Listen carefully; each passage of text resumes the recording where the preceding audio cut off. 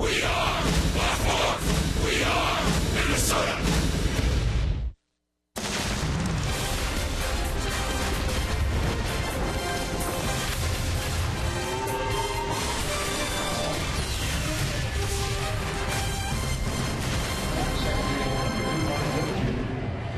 The final road trip of the regular season begins tonight in Detroit. The Twins will play the first of 3 games against the Tigers. This is a critical series here at Comerica Park.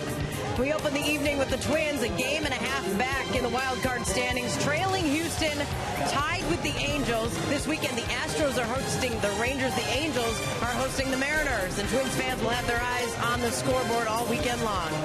The Twins just wrapped up a 10-game homestand with a 4-6 record. It was a bit disappointing overall, but when you consider the fact that the Twins had lost 5 consecutive at one point during that homestand, it was a pretty respectable recovery for the Twins. They also gained a half game in the wild card standings during that series. Detroit leads the series season against the Twins 10-6, but overall Minnesota has won the better part of the last chunk, 4-2 in their last 6 meetings with the Tigers. Good evening and welcome to Comerica Park. I'm Marnie Gelder. This is where it all started for the Twins, this season that is. The first 3 games was 3-game series here at Comerica where the Twins were swept. They were outscored 22-1, in fact, in that series. It was an awful start for Minnesota. But look at where we are now. 5.5 months later, things have turned completely around. It seems like a significantly long time ago that we were here opening the season, and there was a lot of unknowns for myself, I think, for Twins fans to see how our season was going to go. A lot of things have transpired over the past 6 months of baseball, but a lot of really good things. It all starts with our veteran leadership with Torrey and Joe and those guys, and then you look at what our young guys that's gotten called up this year and stuff. I feel like the last month or so, Tyler Duffy is a big reason why we're at where we're at, and he's been throwing the ball really well, and obviously Sano and Rosario and those guys, and but everyone, I feel like each and every other night that there's someone different that kind of picks us up, and that's what's kind of carried us throughout the year. So. Twins are in the playoff hunt. Detroit is in last place in the American League Central. Dick Bramer and Bert Blyleven, it is a role reversal that almost no one would have predicted back in April. Absolutely, and of course a year ago Torrey Hunter was wrapping up his 2nd year with the Detroit Tigers, leading them into the playoffs, and if the Twins get there, Torrey's going to get a lot of well-deserved credit for getting the Twins there. Well, he's been there 8 times, so Torrey Hunter knows throughout the season the ups and downs of a long year, and you know what, he went through a little bit of a slump in June or August and first part of September, but boy, has he picked it up over the last 15 ball games. 4 home runs, he's driven in 10 runs, or 11 runs, and he's scored 10 times. So Torrey leading by example, but he's done that his whole career. Well, the Twins hoping to have a better finish in Detroit than their start in Detroit, hoping to pick up at least 2 big wins on their way to the playoffs, which will start in about a week and a half.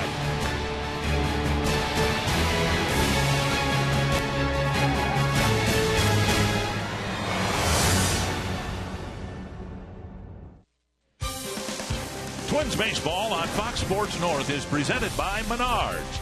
Save big money at Menards on all your home improvement needs. And by Ram. Come in and get a great deal on the best trucks during Ram Truck Month.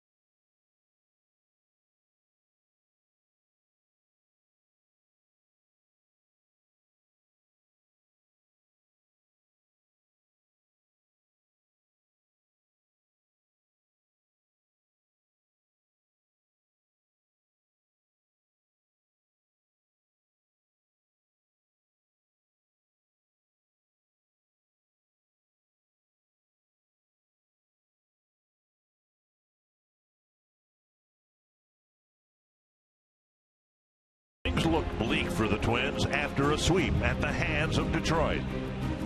But thanks to a hot month of May, veteran leadership, and an unexpected boost from a couple of rookies, Minnesota's in the thick of the playoff race. A drive to left center field. The legend continues. 10 games to go. 2 games to gain in the wild card standings. The final stretch begins now. It will be a fun run to the finish, and the Twins hope it'll be a successful run to the finish. 3 games here in Detroit, 4 in Cleveland, and 3 at home with Kansas City.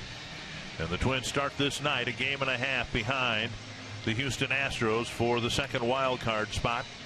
Paul Molitor saying before the game today, yeah, there were a lot of questions about this Twins team going into the season, and then even more questions after the 3-game sweep here at the hands of the Tigers.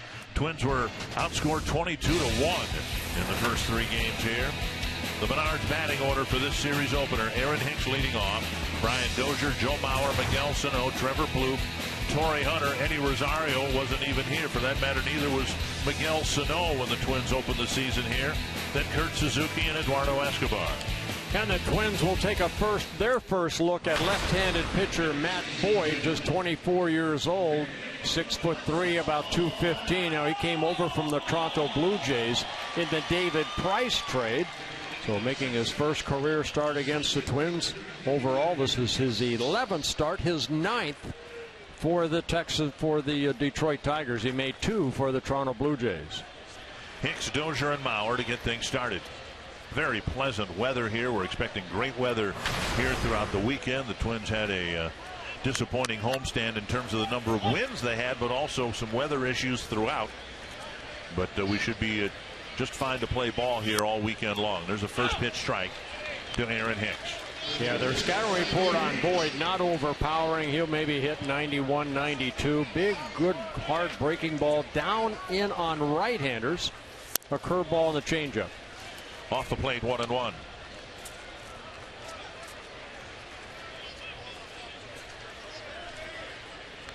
You know, and Dick, in the pregame, the Twins talked about scoring first, how important it is. And the Twins hoping to do that here. And throughout the summer, when the Twins have scored first, they are 55-24.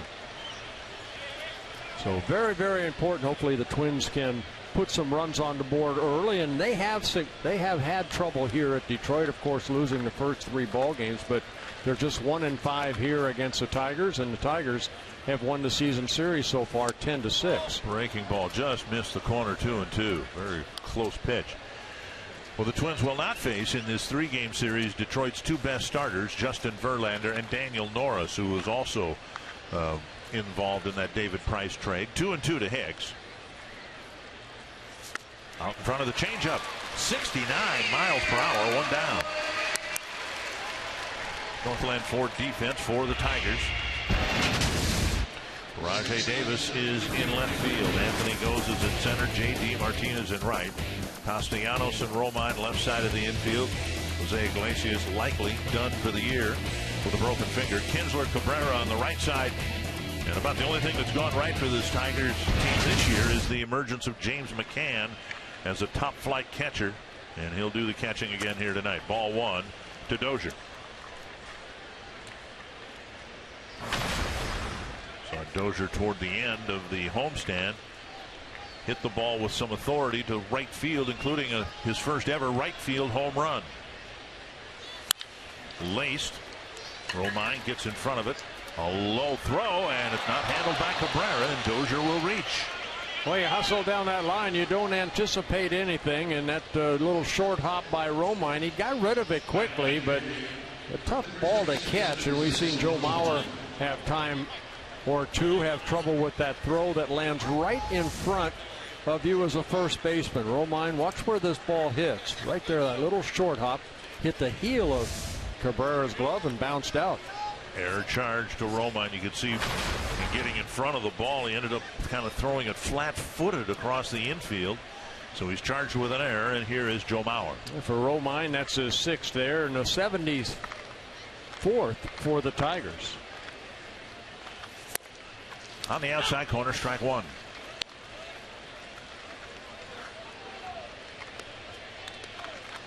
Twins will try to take advantage of the base runner and the extra out.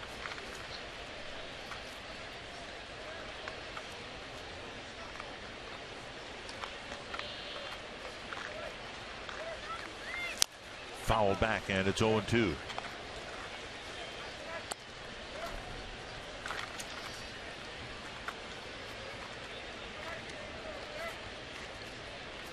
Boyd had some very good numbers in the minor leagues. Started this season in Double-A, the Toronto Blue Jays affiliate, then moved up to Triple-A. 9 wins, 2 losses. Very good ERA at 1.65 in 19 minor league starts. Up and away, a ball. And up here has not had that success. He did win his first game when he joined the Tigers at the major league level, and that's been it. First win coming against Kansas City here on August 5th. He has not won since. 1-3 as a Tiger with an ERA at 6.21. 1-2 to Mauer. Dozier with a short lead at first. Big leg kick and a ball hit up the middle. Should be a double play with Romine to the bag. And a flip across to Cabrera, and that takes care of the Twins in the first.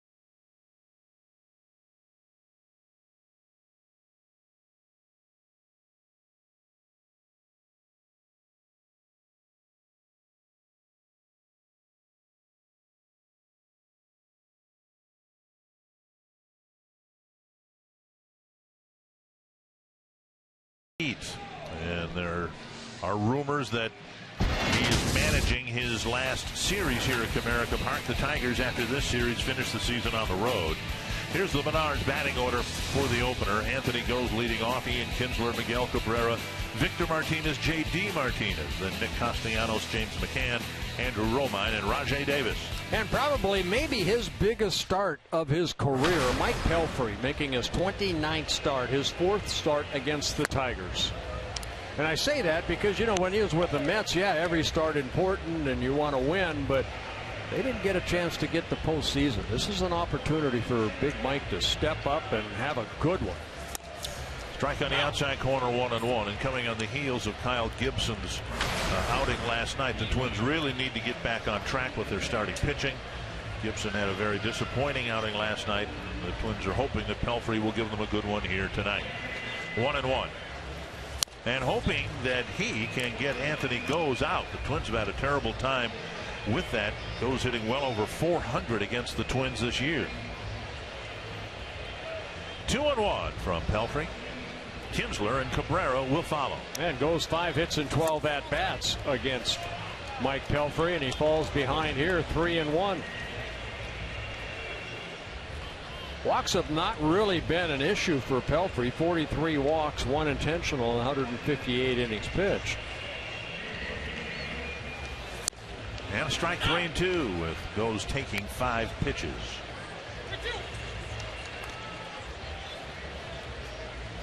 Pelfrey in his 3rd season with the Twins, the first 2 beset by injuries. And we've seen Mike establish that fastball, but the key is get the other pitches over here.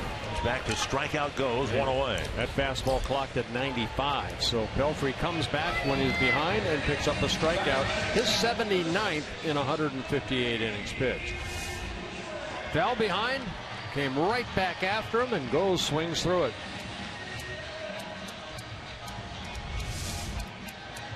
Pelfrey, after his start against the Brewers on June 7th, was among the league leaders in ERA. What we've seen from Mike is we've already seen it here in the first inning.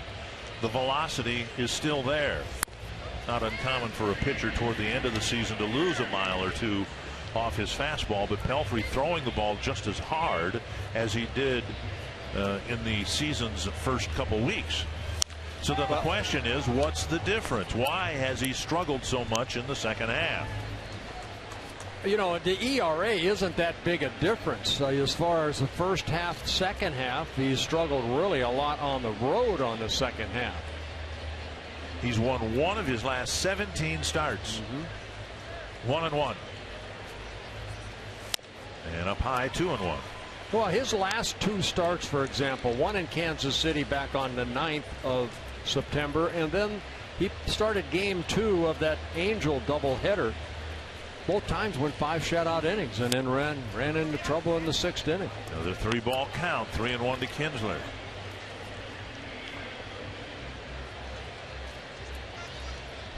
Goes swung at 1 pitch out of the 6 he saw. Kinsler's only swung at 1 out of 4. And now another foul ball and another 3-2 count.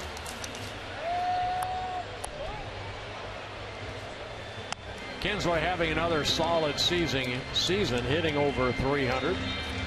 Career .275 hitter. 4-time All-Star.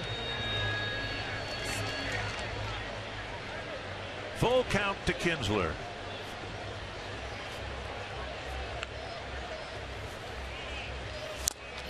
And he strikes out Kinsler with a 95-mile-per-hour fastball. I don't know if he's going to go 7 innings, but he's off to a real good start.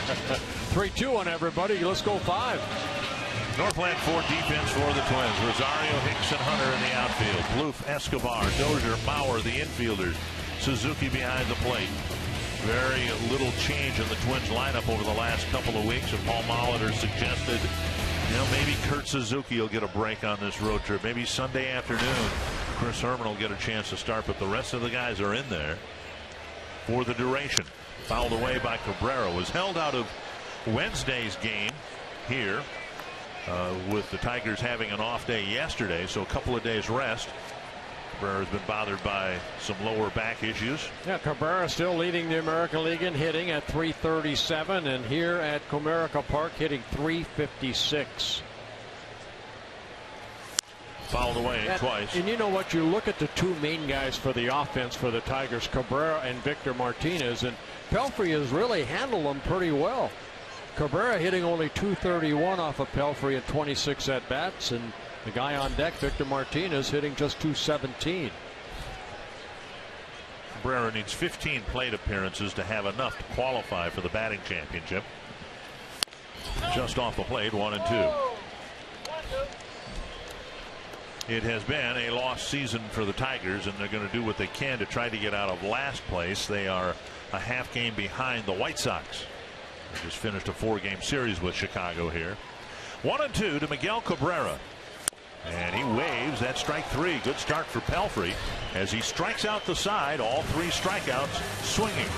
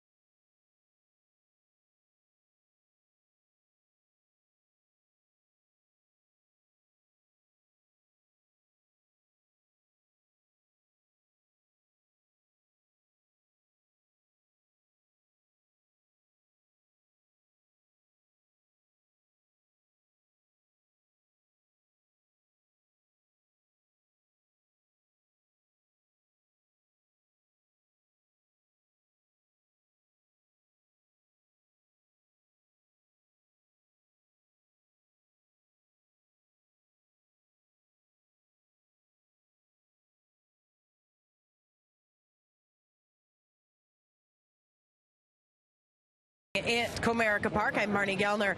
You can never have enough pitching, especially when making a postseason run like the Twins are right now. And today they gained a pitcher, activating Ricky Nolasco. They also placed Logan Darnell on the 60-day disabled list. It's our Sanford Health injury update. Nolasco hasn't pitched since May 31st. And today Paul Molitor said he deserves to be activated, considering what he's done to get himself healthy, how he's responded physically, especially these last couple of weeks. But Dick and Bert, another healthy arm for the Twins out in the bullpen. That's where Nolasco will be. That is a good thing for the team. Yeah, given the state of affairs with the pitching staff, if it's an inning, 2, 4, whatever, the Twins will take it at this point. Thank you, Marnie. Here's Sano, 1 strike, and now a swinging strike 2. Sano, Plouffe, and Hunter facing Boyd.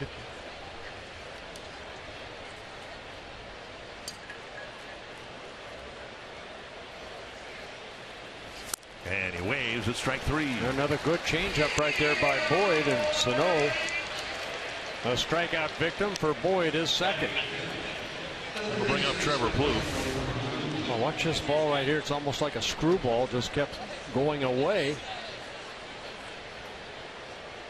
It's the first time I have seen Boyd pitch, and he's kind of a tilter a little bit. He kind of tilts back in his balance point and then delivers the ball toward home plate. Here's Plouffe. And a first pitch strike. Seems to be a pattern here with Boyd. Get ahead with the fastball and then spin the ball up there. And in case of Hicks and Sano, we got a couple of strikeouts. 1-1. And we learned years ago in Minnesota, you need to be careful who you consider to be the best return in a trade. Swing and a miss. Good change up there. And it's 1-2. When the Twins traded Frank Viola to the Mets, the arm that everybody wanted, the arm that the Twins targeted, was left-hander David West. And West, of the 3 guys who contributed to the '91 World Championship team, West contributed the least. The Twins ended up getting Kevin Tapani, who was an outstanding starter for the Twins for many years, including '91. And their closer, Rick Aguilera. And West was, kind of a swing guy, up and away, now 3-2. But his career never turned out the way everyone thought it would. And so the Tigers are hoping that Daniel Norris has a great career, but they're also putting together some high hopes for Matt Boyd. Well, a lot of times, we can only go off of numbers, what he did in the minor leagues to get here, and very good minor league numbers as far as to innings pitched, to walks, to strikeouts, and that's what I look at, and he's done a good job of that. 3-2 to Plouffe. Hot ground ball hit the Romine. On the fly to Cabrera, 2 down. Yeah, Boyd in the minor leagues in 3 minor league seasons, 272 innings, only 205 hits allowed. And there's the trade right there. David Price, 2 guys that are contributing now to the Tigers. Norris, like you mentioned, Dick, they're very high on him, but this young man right here looks like first couple innings he changes speeds well. And again, in the minor leagues, the 205 hits in 272 innings, only 64 walks, averaging about 2 walks per 9. And then over a strikeout an inning. Now those are just minor league numbers, but those minor league numbers get you this opportunity that he has here with the Tigers. 69-mile-per-hour changeup gets a swing and a miss on the first pitch to Hunter. And now fouled away, 0-2.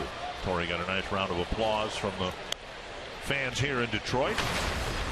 Very appreciative of his efforts here in the 2 playoff seasons. Yeah, he had 2 solid years here for the Tigers.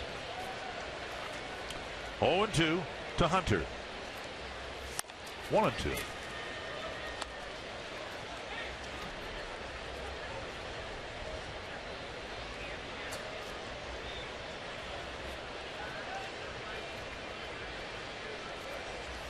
Popped up right side. Kinsler retreats to the outfield grass. And he makes the catch. Cabrera and Hunter playing a little game with one another. It's a 1-2-3 second inning.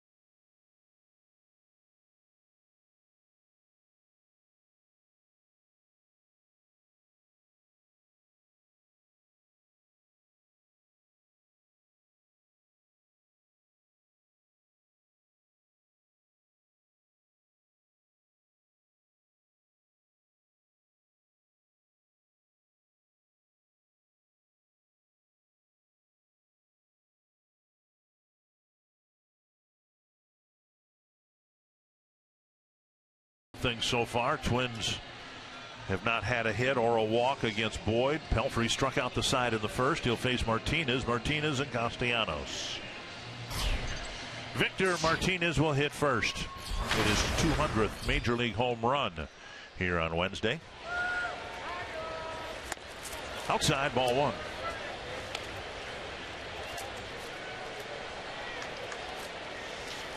Victor Martinez just 5 for 23 against Mike Pelfrey. That's what I was saying in the first inning. These two guys, the main guys, Pelfrey's handled them pretty well. Martinez retired on a ground ball to Dozier, 1 away. And that'll bring up J.D. Martinez. Martinez has proved this year that last year was not a fluke. He's backed up a really good year last year with an even better one this year. Hitting .283, 37 home runs, and 98 runs batted in. Yeah, last year he hit 23 home runs, drove in 76. Inside, ball one. Twins have seen what happens when you pitch Martinez away. He has the power and the inclination to drive the ball hard to the opposite field. So Pelfrey's first pitch ran inside. Shattered bat, a flare into right field for a base hit. Well, they went back inside again, and this time Martinez, with the barrel of the bat going up into the stands, gets jammed, but the ball falls into short right field. Omar Vizquel right there, the first base coach, telling J.D. where that bat went. It went over the dugout, farther than the baseball did, I think.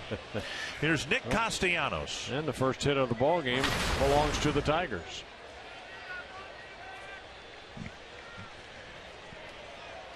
Castellanos with an okay year at the plate.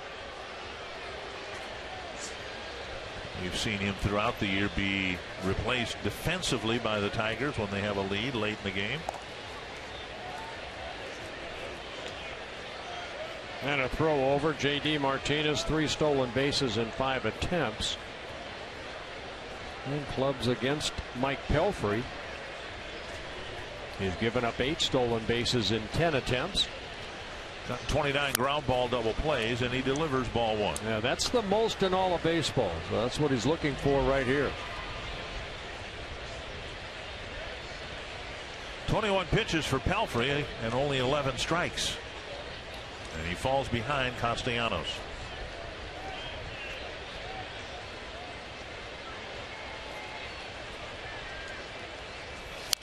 Chopper foul.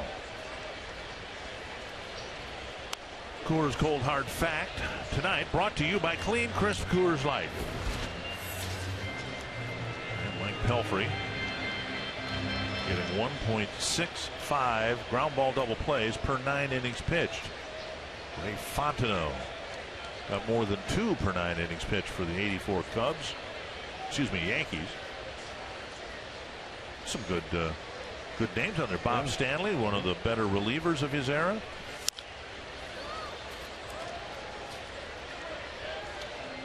And a bouncer foul, 1-2. Pelfrey with 3 strikeouts in the first inning.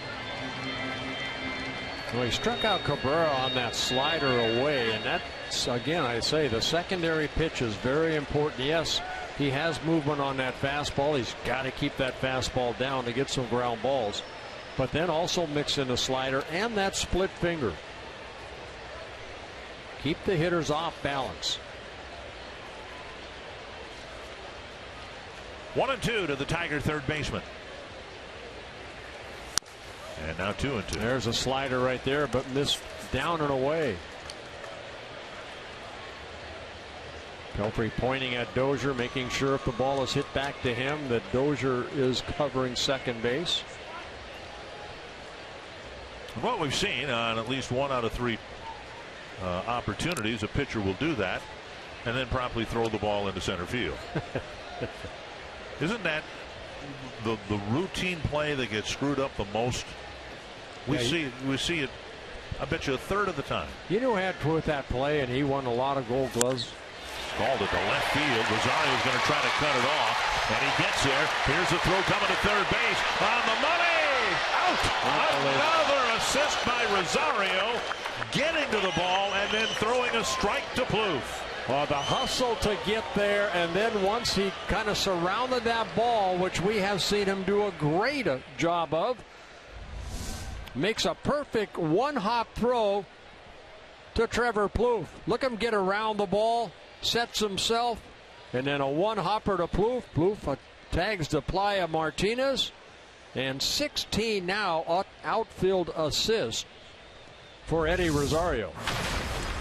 Tigers looked at it, thought about challenging it, but Martinez thrown out on another strong and perfect throw from Eddie Rosario.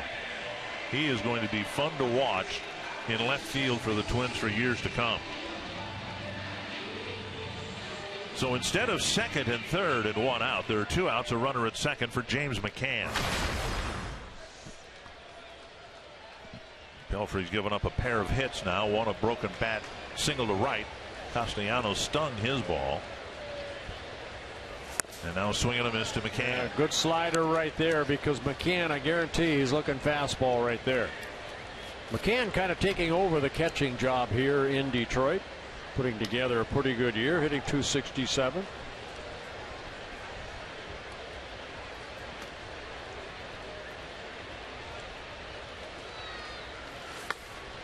You know, a lot's been made about the improved pitching for the Twins this year, and there's no question it's one of the main reasons the team is where it's at now compared to where it's been the last 4 years.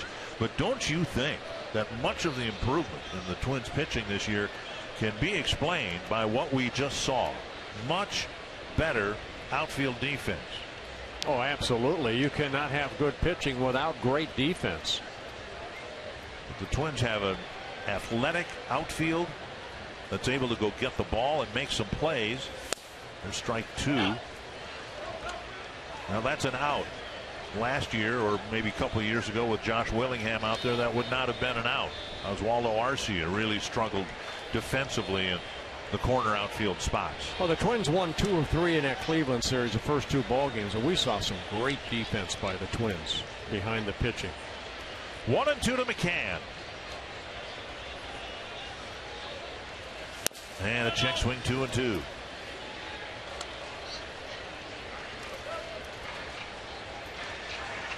Well, he's thrown McCann 4 pitches, 3 sliders, and the fastball that he painted the outer half of the plate. McCann up there for the first time against Mike Pelfrey. We've seen more breaking pitches and less splitters from Pelfrey here in the final month of the season.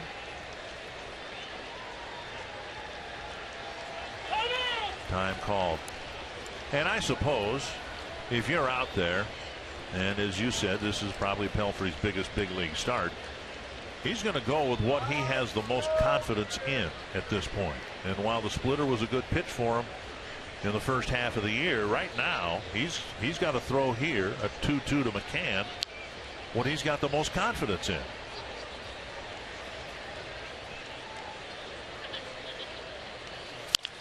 Tapper to short. And it was a splitter. And Escobar throws him out. Tigers get a couple of hits. Rosario gets another assist. And we have 2 scoreless innings here in Detroit.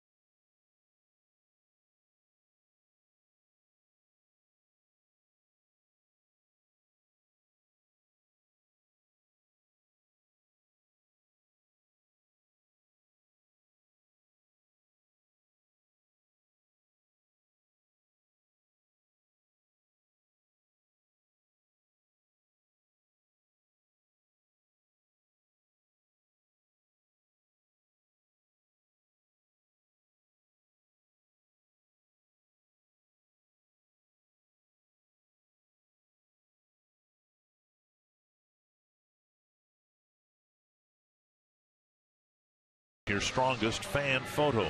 Use North Data Strong Fan and you might see yourself in an upcoming broadcast brought to you by T-Mobile. Rosario, Suzuki, and Escobar in the Twins' third, facing lefty Matt Boyd. Yeah, Boyd, a couple strikeouts, got a double play off the bat of Joe Mauer to end the first. Rosario hit a home run last night and picked up an assist already today.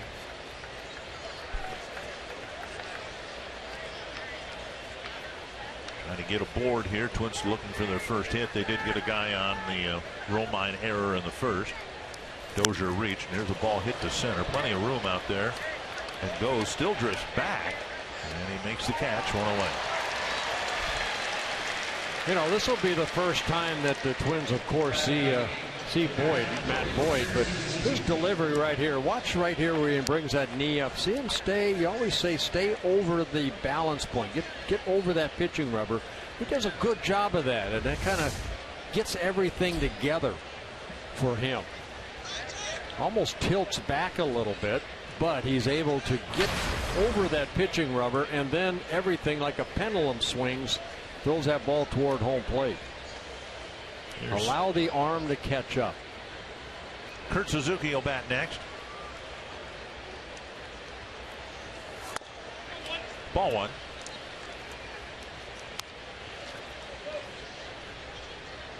Boyd's done a good job at throwing strikes. 6 of 8 first pitch strikes.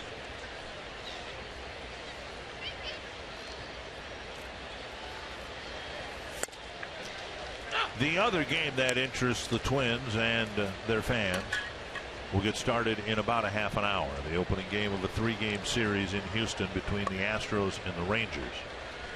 Twins and the Angels each a game and a half behind Houston in the second wild card for the second wild card spot. 2-1. The half game will be made up one way or the other on Thursday. Twins play the final game in Cleveland while the Astros have Thursday off. So basically the Twins are in a situation where from here till the end of the season they need to win that game on Thursday and then just win one time when the Astros don't. It's that easy. Yeah, it's the old it's easier said than done. 3-1 to Suzuki with Escobar on deck. And he missed. Suzuki will take a 1-out walk. And in that game, it'll be Yovani Gallardo going for the Rangers against Scott Kazmir. Astros are really struggling, and their bullpen is really, really leaking. So we'll see what happens in that game. And then Nuno will be going for the Mariners against Garrett Richards. Tomorrow, the Angels have to face King Felix in the middle game of that series. Here's Escobar.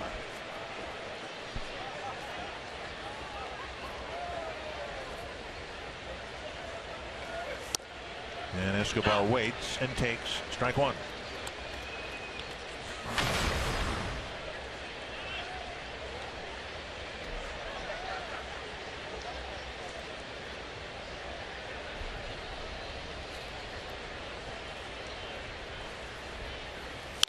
Tapper to short. Romine runs to the bag, and for the second inning out of 3, Romine starts a 6 unassisted 3 double play to end the inning.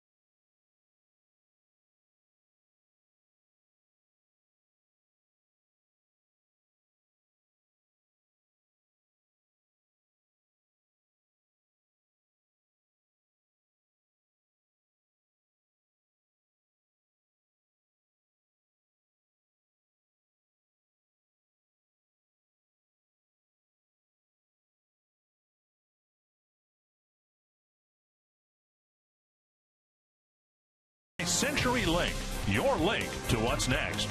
By NorthlandFord.com and your local Northland Ford dealer. And by Grand Casino. The best stories start here. Marty Kellner, Bert Blyleven, Dick Bramer here in Detroit, first of 3. And the Twins still looking for their first hit. Bottom of the 3rd inning coming up. Andrew Romine will lead things off for Detroit. Then Rajai Davis and Anthony Goes. Yeah, Romine, a switch hitting shortstop, hitting .246 as a left-handed hitter. .290 from the right side. 31 pitches for Pelfrey, 17 strikes, and ball 1 now to Romine. 2-0. Yeah, with the Iglesias out here in Detroit, Romine getting an opportunity to play over a utility type player when he's with the Angels in his 2nd season with the Tigers. Fouled away. You know, the Tigers were very active before the trade deadline. We mentioned the David Price trade, but Price might very well be the American League Cy Young Award winner this year. They also traded away a guy who might be the National League MVP. Now Cespedes has cooled off with the Mets. And inside now 3-1.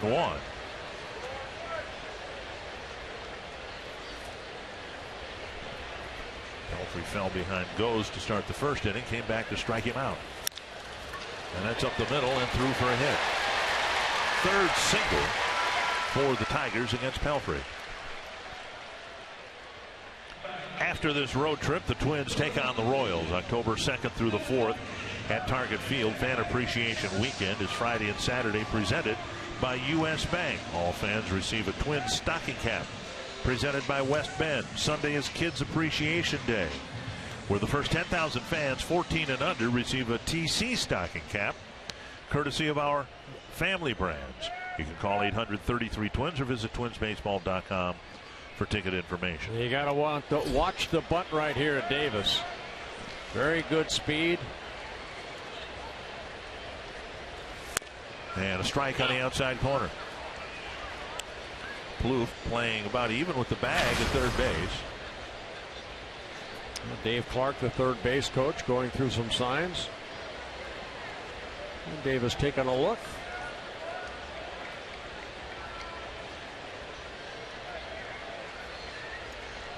One strike to Davis. That's hit to the gap in right center. Hicks chasing it down in the gap. Aaron Hicks with a great break, and with the ball slicing away from him, he was still able to track it down. Yeah, that ball hit sharply, but it had also a lot of hang time and allowed Aaron Hicks and his speed to catch up to it in right center. So the ball hit high right there, and Aaron Hicks, you can see him time it perfectly. Nice running catch. And then spins around and gets the ball back in, because he doesn't know if Romine's tagging up or not, but Romine went halfway. And out Goes, who struck out swinging against Pelfrey to start the ball game for Detroit.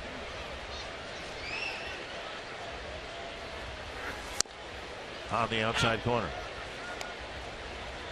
We've seen fastballs, maybe the 2 seamers at 91 and 92, but a couple of strikeout pitches for Pelfrey, reaching back for 95. Maybe that's the 4-seam. That's more the 4-seam, and in the 2-seam he wants a little sink on it that maybe Goes will hit on top of that ball and create the ground ball. And now 0-2.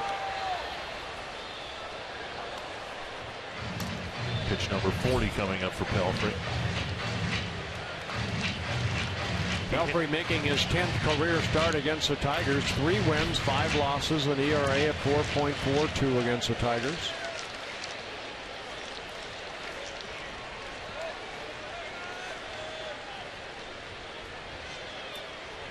Oh, 2.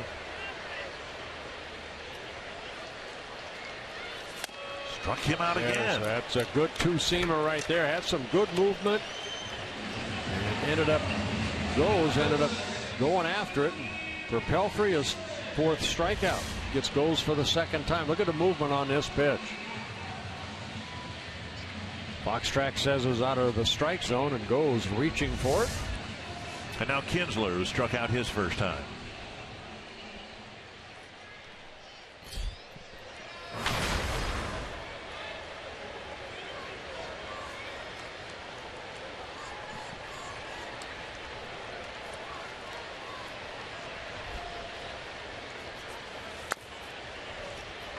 Kinsler and Cabrera, veterans who've managed to stay productive even though the team has not done well. The last thing the Tigers would need to do, maybe less so for Kinsler than Cabrera, who's had to deal with some injuries, is start to wonder what they're going to get from Cabrera down the road. But you don't have to worry about that as long as guys continue to put up numbers in a bad year for the team. A strike, 1-1. Well, this guy we saw, Kinsler with the Texas Rangers, he plays every day. Has stayed pretty much injury-free. Here's a guy right on top of the plate, as you can see. Very quick inside. On the outside corner, 1-2. He takes a couple pitches away. After the first year of the trade, it was easy to say, well, the Tigers fleeced the Rangers. Fielder's hurt, Kinsler's productive, Tigers going to the playoffs, and the Rangers are going nowhere. Well, now in year 2, Fielder's been healthy, and he has led the Rangers to the verge of the playoffs. 1-2. And a tapper off a foot. Yeah, that looked like the split finger right there. So far, Pelfrey mixing in his 3 pitches. We've seen the slider, we've seen the fastball, the 2-seamer, the 4-seamer, and that last pitch, the splitter.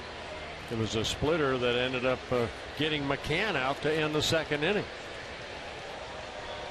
So you can see him jam that baseball into those 2 fingers and puts it behind his back. That's the splitter. And he'll arrange it in his glove if he's going to throw something else. And Suzuki hangs on to a foul tip. Another strikeout for Pelfrey. He's picked up 5 of those. More importantly, he's got 3 shutout innings.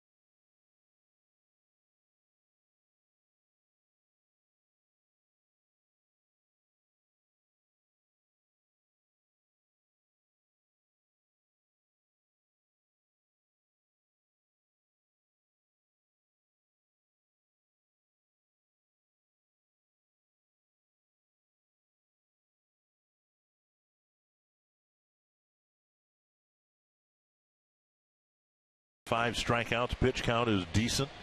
And we head to the 4th inning. Aaron Hicks will lead things off for the Twins. Opponents came into this ball game. Now Boyd making just his 11th major league start, but opponents came in hitting .321 off of them. The Twins looking for their first hit now, 2nd time around for the lineup. Ball 1 to Hicks. We'll see if the Twins make better contact, have better swings, better at bats against Boyd the 2nd time through.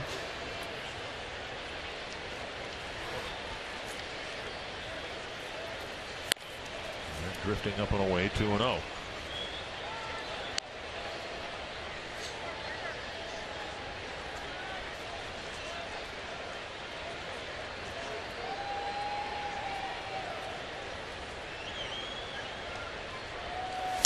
Popped up.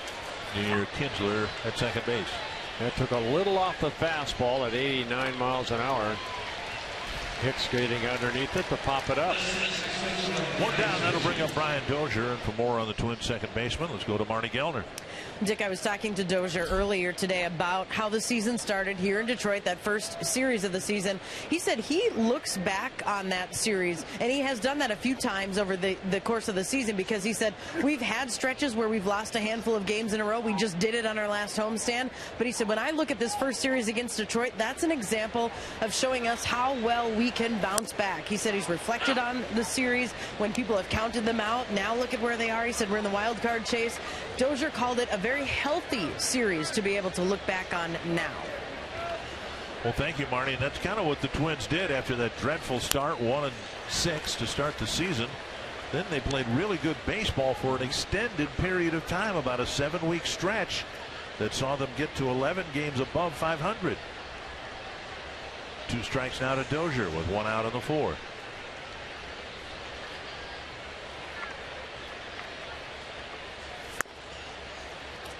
One and 2. Twins won 20 games in May, and despite the 1-6 start to the season, finished 10-12 in April. Swing and a miss. Dozier's gone, 2 down. Another good changeup right there by Boyd, and he picks up his 3rd strikeout.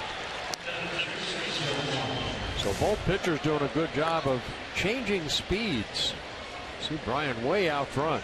And you see where the pitches were, and that's where they've been for most of the second half to Brian. And they're going to continue to be that way until he starts shooting that ball the other way. There's Mauer, bounced into a double play in the first inning.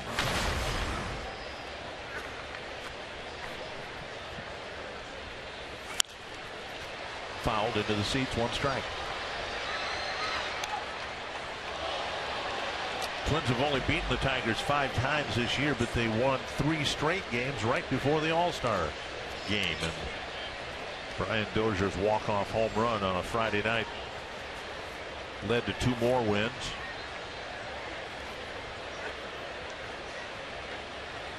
And there are people here in Detroit who will tell you that the Tigers have not recovered from that series loss, particularly the Friday night loss. Tigers came out of the break and struggled. First All-Star breaks in July. By the end of the month, some big players were gone. Here's a ball chopped to Cabrera. He shoulders it and now fires to Boyd, who still gets to the bag ahead of Mauer. Again, another inning where the ball's kept in the infield, and a 1-2-3-4 for Matt Boyd.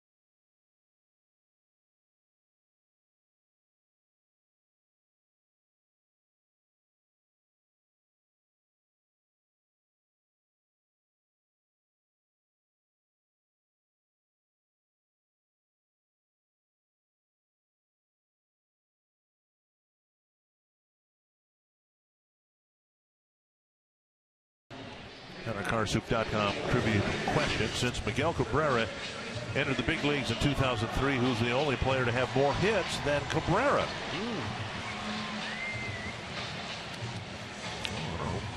Pujols would be a good answer, a good guess, wouldn't it? Yeah, it would. Here is Cabrera leading off the fourth. What you said, it would be a good guess. And that's all it is. I think our high percentage of successful answers, given very liberal grading on these questions, might mislead some people that we actually know the answers. How about Adrian Gonzalez of the Dodgers? Did he start that early, though? Sure, he was with San Diego. Yeah. Good hitter.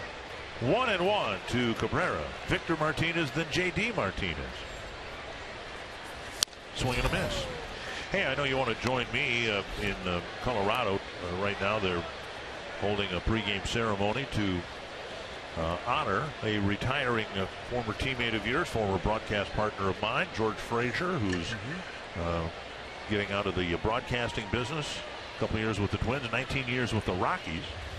Swing and a miss, and Cabrera strikes out for the second time. And strikeout number 6 for Mike Pelfrey. Pelfrey going right after Cabrera, and Cabrera swinging through it. He struck out on a slider in his first at bat and swings through a fastball there. Pelfrey season high in strikeouts, 7. He did it twice, once against the Tigers in Minnesota back in late April, and then against the Brewers he had 7 strikeouts. Victor Martinez bounced out to Dozier his first time up. Yeah, I talked to George a couple weeks ago and congratulated him, and he said that they were going to have a nice ceremony for him. He didn't want it, but he said that was very nice of the Rocky organization to do that. 1 strike to Victor Martinez. He's going back to Tulsa, Oklahoma, and bugged the heck out of his wife, Kay.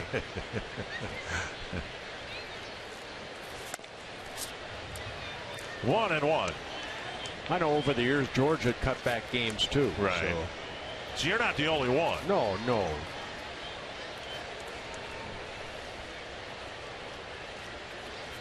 One and one to Victor Martinez. Check swing. 2-1. Now, it's been a disappointing season for Victor Martinez. You know, it really started in spring training. He had left knee surgery again, and it's been really bothering him. Really starting in 2012 when he had surgeries on both his knees. Popped up foul and out of play. But this guy was born to hit. Career 300 hitter from both sides of the plate. And the issue is not right 300. He's at high 290s. And the issue has been from this side of the plate. Hitting just 216 on the season.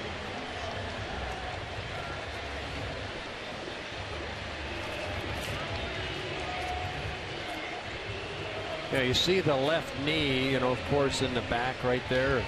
That's the push-off knee. 3-2. When he was trying to hit early in the season and the knee was really bothering him, he couldn't plant the back foot at all. It was too painful for him, and so his back foot was kind of floating all over the back line of the batter's box. Now, as a right-handed hitter, he's hitting .341.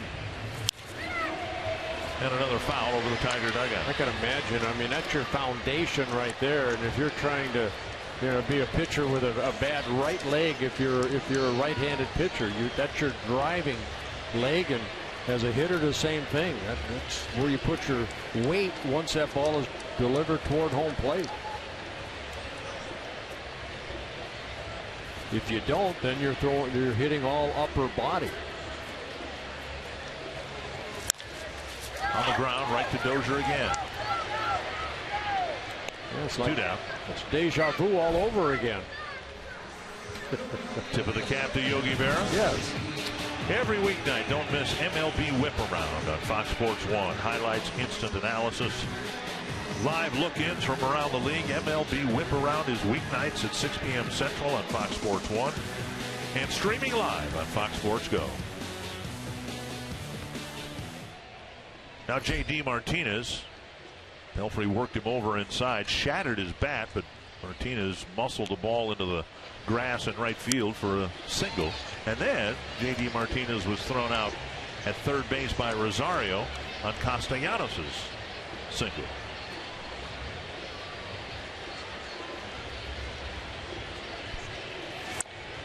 Strike call, 1-1.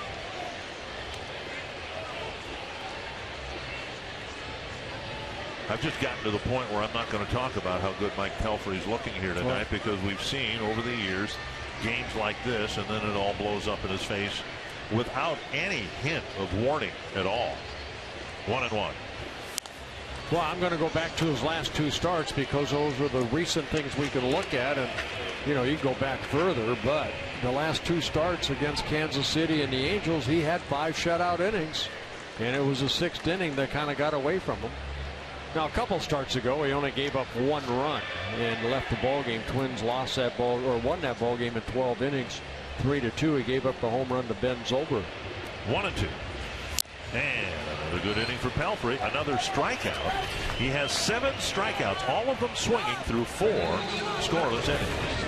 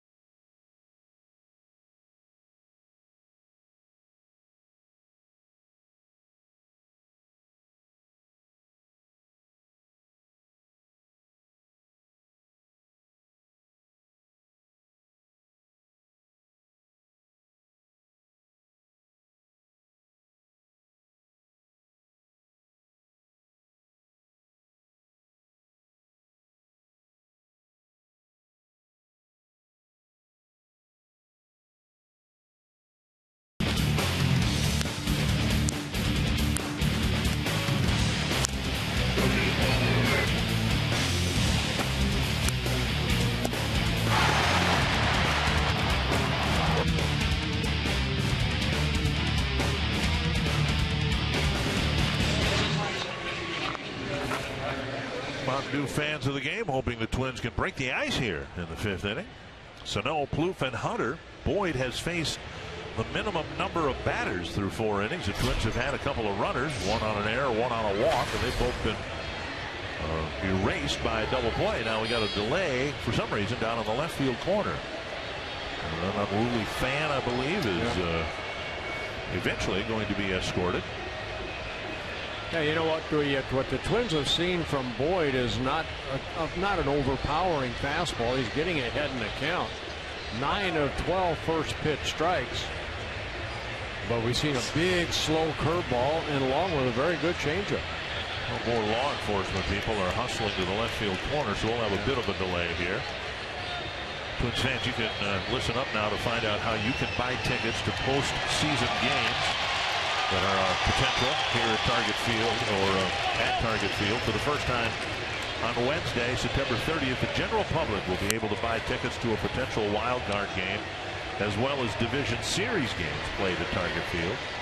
And beginning at 10 a.m. on the 30th, all you have to do is visit twinsbaseball.com to pick up your tickets to October. Tickets will be available online only. Order is restored down that left field line as the police interfered, and escorted the fan out. Sano to lead things off, struck out his first time up.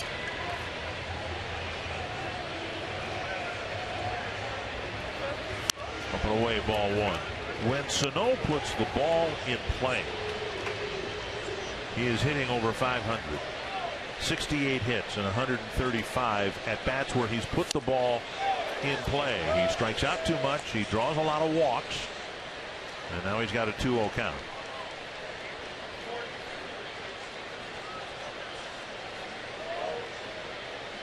And Matt Boyd is about to deliver a very dangerous pitch.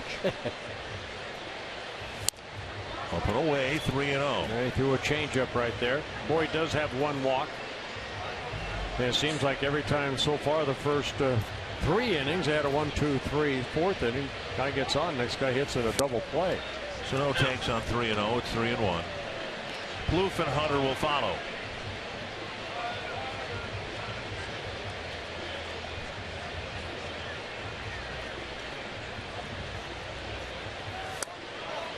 And ball 4. Sano takes 5 pitches. And the Twins get their leadoff man on. And now Plouffe. Plouffe hit a bouncer to short his first time up. 1 ball has left the infield. Rosario hit a fairly deep fly ball to center, leading off the 3rd. Of course, Plouffe's been very double play prone this year.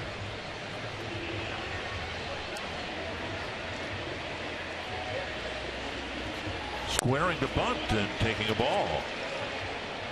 You saw Castellanos playing a deep third base. Castellanos kind of mugging for Plouffe, saying, really? I felt comfortable back there in left field. 1-0. And now 2-0.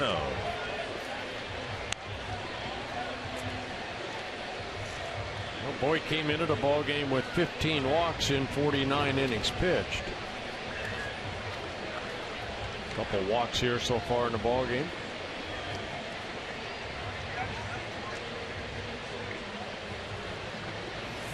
Three 3-0 with Hunter on deck.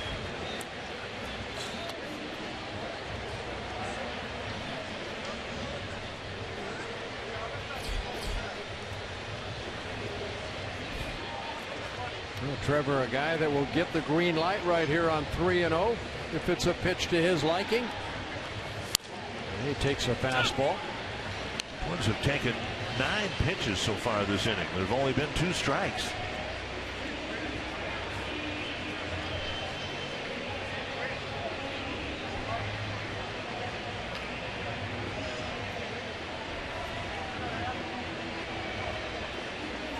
And now Plouffe takes a walk. First and second, nobody out. We'll bring up Hunter. And that will bring out the pitching coach, and that being Jeff Jones.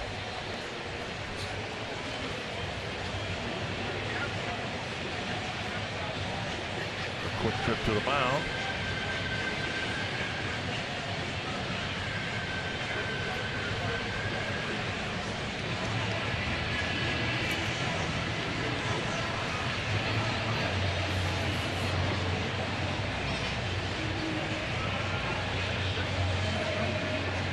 Not a guy you would expect to lay down a bunt. He has yet to have a sacrifice this year. Talking to Gene Glenn.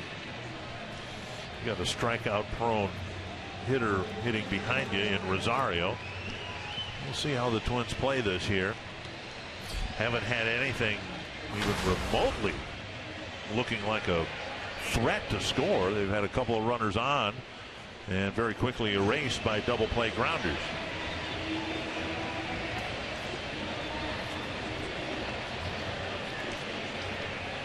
Big spot for the veteran. First and second, nobody out. Squaring to bunt and taking ball 1. Plouffe did the same thing in his at bat.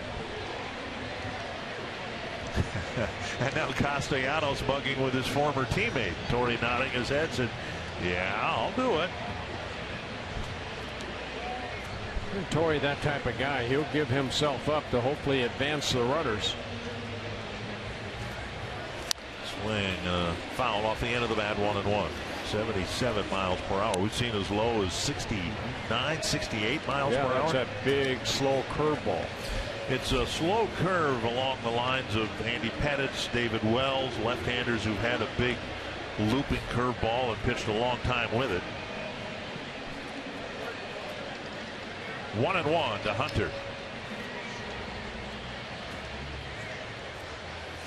Foul back. Got to be tough if you're a hitter and you've seen something in the upper 60s and something in the upper 70s. That one in the upper 80s. That's what you like. That's what Jeff Jones, I'm sure, hasn't been impressed by this young pitcher. That's what pitching is, adding and subtracting.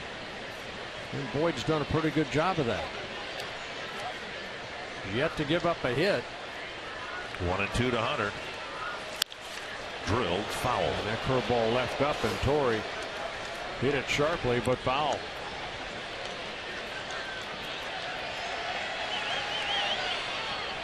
August was not good for Torrey. Start of September wasn't too good, but then last couple of weeks he has turned it on. He has found it again. Another 1-2 coming to Hunter.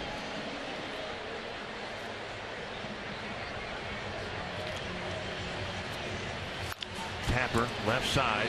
Torrey's going to have to hustle. A high throw. And everyone's going to be saved. Castellanos underhanded it from 50 feet. And the Twins will have the bases loaded with nobody out. Yeah, mistake right there. Trevor Plouffe going in hard, thinking maybe breaking up a double play, but for some reason Castellanos decides to underarm this throw, underhand it, and makes Kinsler get off the bag, and Trevor stayed right on the bag. So we have bases loaded. It should be an error on Castellanos. 2 errors on the Tigers' left side of the infield, and they're loaded up now for Rosario. And the Tigers are taking a look at it to see whether Kinsler came down with the ball in his glove on Plouffe while he was off the bag. And on that replay we showed you, it looked like Trevor was back on the bag by the time Kinsler tumbled on top of him. Twins didn't take advantage of the first error in the first inning. Take another look right here. Yeah, Trevor definitely on the bag.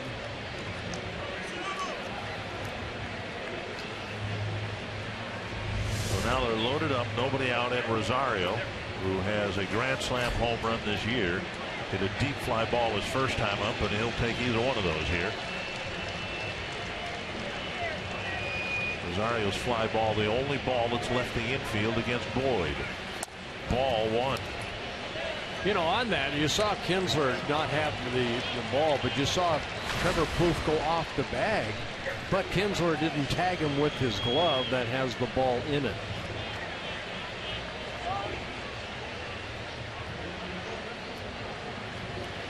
Breaking ball blasted to right center field. Going back is Goes. Still going back. And it is gone. No. It is in play. And Rosario to third. He's got a 3-run triple. And guess what? Another triple. Below the yellow line and back onto the field of play. A bases clearing triple. Yeah, I believe a fan out there was trying to catch it and drop, I believe, a glove that's on the field right now. But it's something up, an off-speed pitch, and Rosario, you can almost see him leave the ground and hit this ball to one of the deepest parts of the field.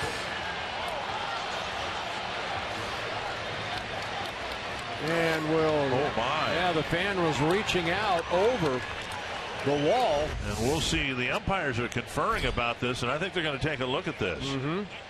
Because, and they are going to take a look at the ball and where it landed in relation to the yellow line. In Paul Molitor's office, the ground rule on that play is listed, and I read it twice today. And the key is the yellow line. Molitor being given the explanation Well, watch the young fan right here kind of reach out over. Now, where did he make contact with the ball? You can see his glove fall along with the ball. And if there's an angle that shows this might be the one. Yeah, to me, he's got his hand out about a foot or so, and it hit off his glove. Should be a triple. Should be a triple, yeah. It's, of course, shades of the Jeffrey Meyer incident in the playoffs in Baltimore or in New York against the Orioles. And so Boyd's control issues here to start of the 5th inning eventually cost him dearly. First hit of the game for the Twins, a 3-run triple by Rosario. So we'll see what the verdict is here. Well, looked like they were ready to take the headset off. Mike Winters, the crew chief. And again, Rosario came into the ballgame with 14 triples, leading the American League in all of baseball in that department. And we're going to find out if that's his 15th triple or his 2nd grand slam. That ball was hit a long ways. It's a good poke out there to where that ball hit. Oh, he jumped all over. They said he almost looked like he left the earth when he swung at that ball. And if the fan reaches over onto the field of play, then this should be a triple right there. It looks like I don't even know whether the glove hit the ball on that angle. And now Brad Ausmus is going to be given an explanation.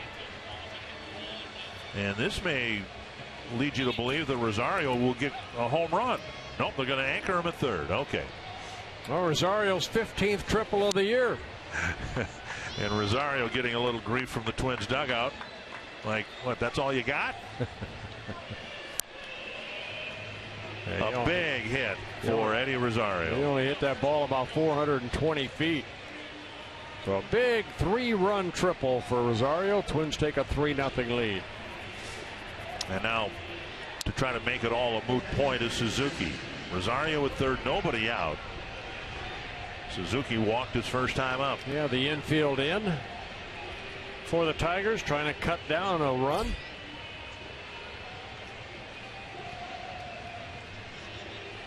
Couple walks and air, 3-run triple.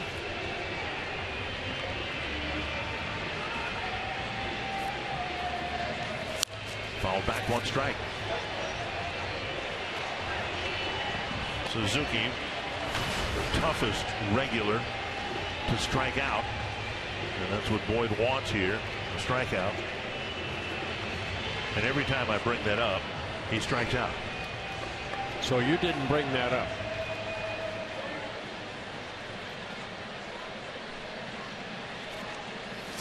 Popped up, might accomplish the same thing.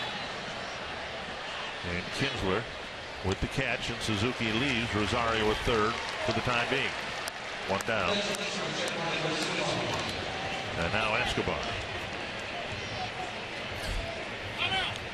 Escobar bounced into a double play his first time out. Got out in front of an off-speed pitch.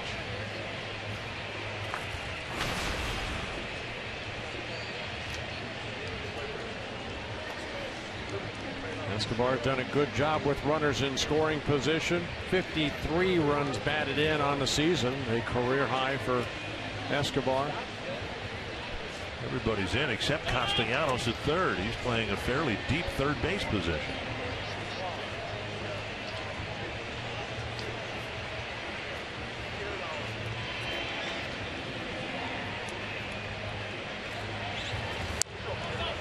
Outside, ball 1. Well, if the contact play is on, what Rosario can do with Castellanos playing off and back a little bit, go off 3rd base bag as far as that 3rd baseman is to the bag.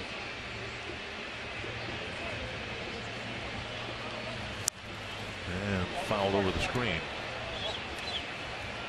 So the Angels get a couple of runs on the contact play, critical runs in the series at Target Field.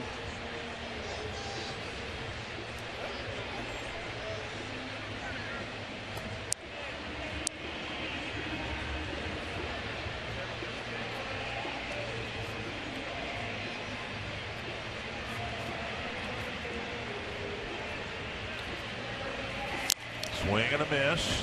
McCann with a bluff to third. Now 1-2. As big as the triple was, Twins really want to get Rosario in. Take advantage of every scoring opportunity they can here in the last week and a half. And sitting inside. Popped up right side, and Kinsler retreats. 2 down, and that'll leave Rosario. Rosario's coming home, and he will score. Eddie Rosario tagging on a fly just barely onto the outfield grass, and Rosario makes it 4-0. He wanted to get Escobar an RBI right there.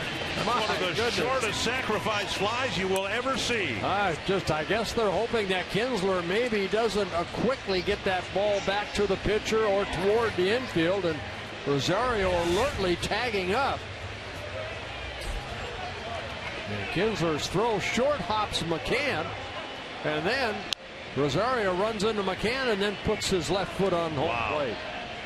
Rosario scores, and whether that was Rosario and or Gene Glenn, I don't know, but what a great play to get the lead to 4-0. Well, they may have seen him backpedal a little bit to catch that ball, and I mean, it was a gamble right there, but it paid off for the Twins. Here's Hicks, 1 strike. And a bouncer to third. On another low throw, this one dug out by Cabrera. The Twins only get 1 hit, but they score 4 times in the 5th inning.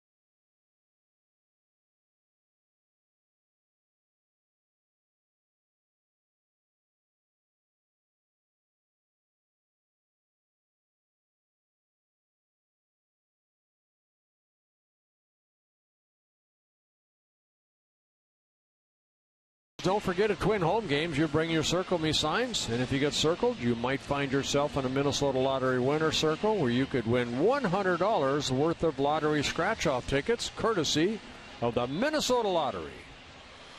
Well, Twins break through thanks to Rosario, who's also provided the defensive play of the game, throwing out Martinez at third base back in the 2nd inning, a 3-run triple. Technically, fan interference was called on the play. And now Mike Pelfrey, pitching with a 4-0 lead, delivers strike 1 to Castellanos. Yeah, that's a big inning right there for the Twins. Not only the 3, but the way they got the 4th by the hustle of Rosario. Man, Castellanos inexplicably underhanding the ball towards second base.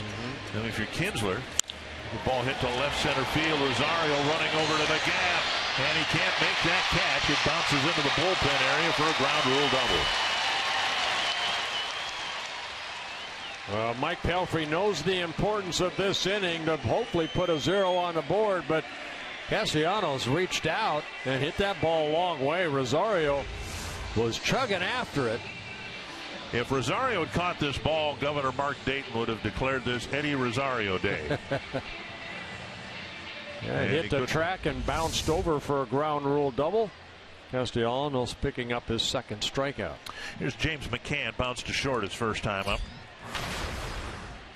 Talking about the play at second base, if you're Kinsler, you're standing on the bag, and the very last thing you would expect is an underhanded toss from 50 feet away. Swing and a miss, one strike.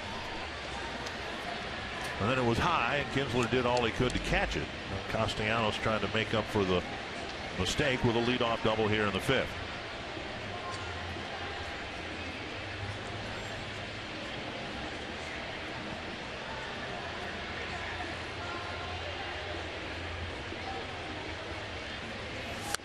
And inside again, another swing and a miss with Pelfrey reaching back for 94 miles per hour. Two good moving fastballs down and in to McCann. Pelfrey has 7 strikeouts in the ball game.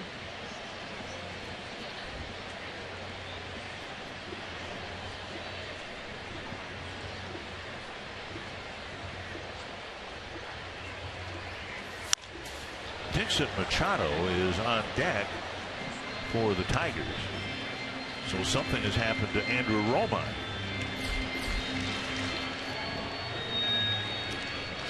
And when we get word, we'll pass it along to you.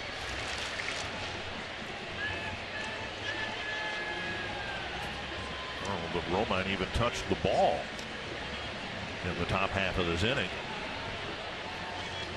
2 strikes to McCann. Driven to right. Down for a hit, and the Tigers have runners at first and third. It's been a consistent issue for Mike Pelfrey, his inability to handle prosperity. Now first and third, nobody out after the Twins score 4 times. Zubaz Palooza is returning to Target Field. It's a special offer, including a reserved seat for the game Friday, October 2nd, when the Twins take on the Royals, plus your very own limited edition Minnesota Twins Zubaz pants. Take advantage of the offer, available exclusively by logging on to twinsbaseball.com/Zubaz. First and third, nobody out, and Machado will hit for Romine. Yeah, Machado getting his first hit or pinch hit appearance on the year. 3 different stints with the Tigers this year. And Pelfrey needs one of those ground ball double plays. He's had 29 this year, most in baseball. He'd love that. He really needs to get Machado out here. Get an out on the board. If Castellanos scores from third, so be it.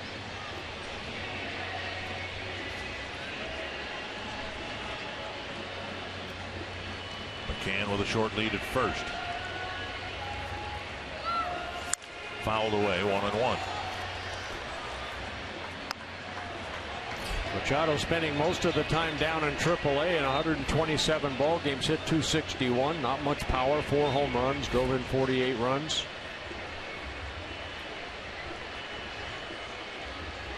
Signed as a free agent by the Tigers out of Venezuela. Just 23 years old. 1-1.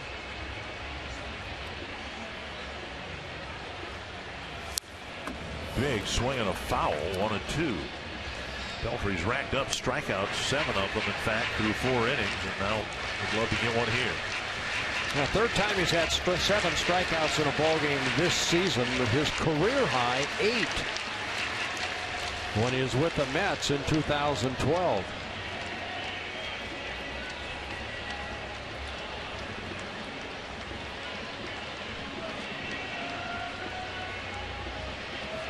One and 2 to the pinch hitter Machado.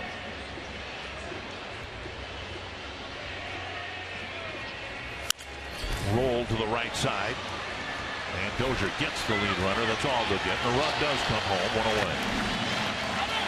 Good play by Dozier. That was one of those in-between ground balls hit so slowly. Dozier could have taken the sure out at first, but in getting the out that he got, he kept the double play in order. And also know who's running at first base. McCann, the catcher, right there. And he knows, you know, that ball almost hit McCann, so he knows he has time to get the force out. 1 down, 1 on, 1 in, and here's Rajai Davis. Lined out to Hicks. To the gap in right center, his first time up.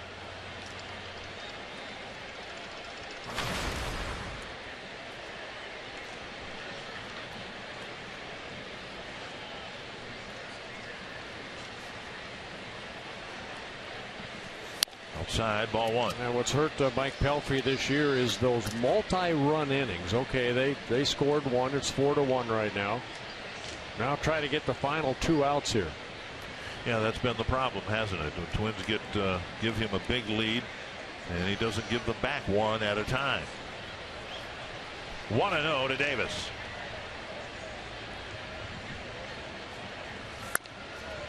Two 2-0. Control's been good. Pelfrey hasn't walked anybody. And we say that in a strike percentage of just about 65%, I suppose. 72 pitches, 47 strikes. Now falling behind the number 9 batter.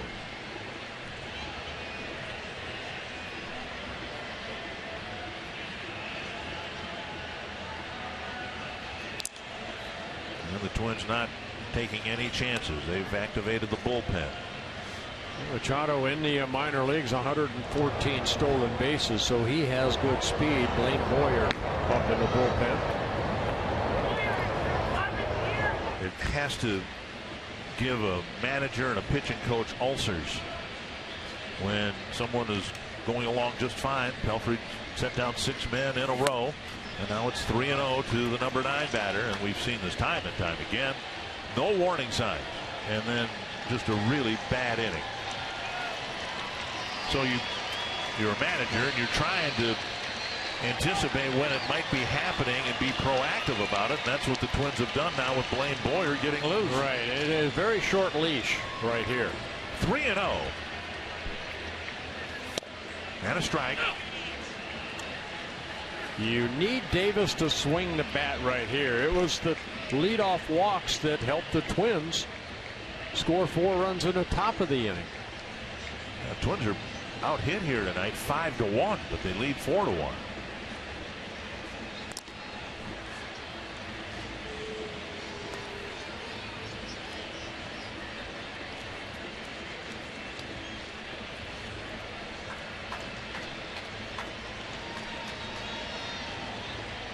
Oh, let's go ahead and bring it up. Davis is hit into 6-5 ground ball double play.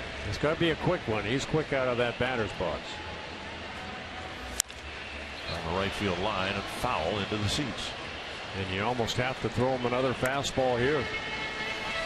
Davis, a veteran, 34 years old, his second season with the Tigers. He came up with the Pirates. He spent time with the Giants, the Oakland A's, the Blue Jays.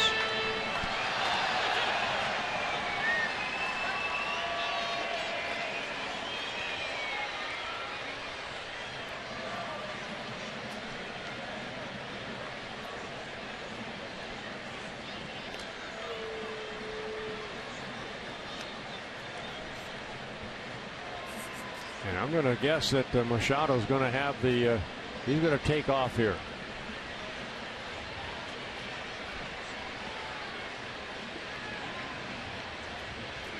He does not. The ball hack foul.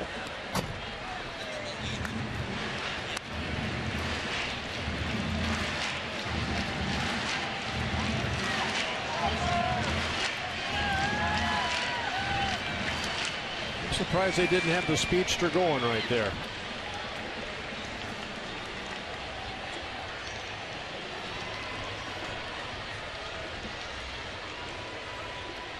Three and 2 to Rajai Davis.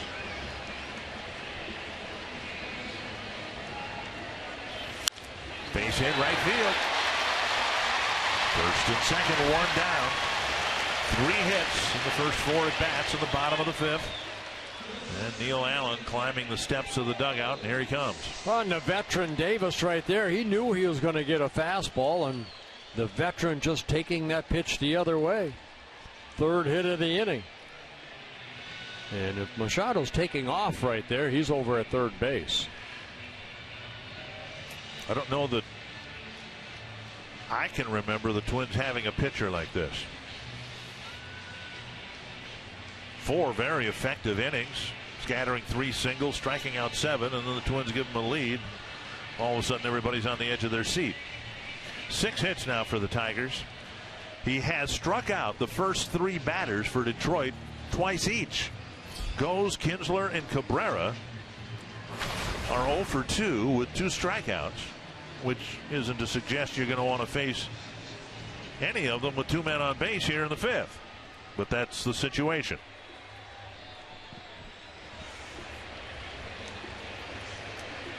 Texas has a 2-0 lead over Houston in the 2nd inning. Twins are leading 4-1 here. And Goes has grounded into 9 double plays. Ball 1.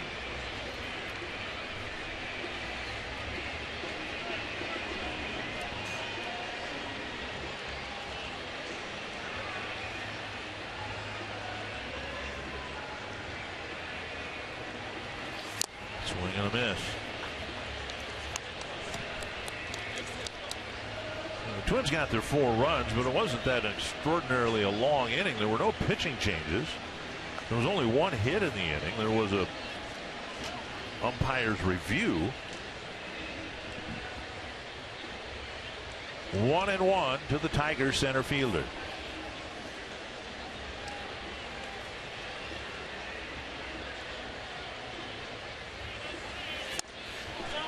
Two and 1.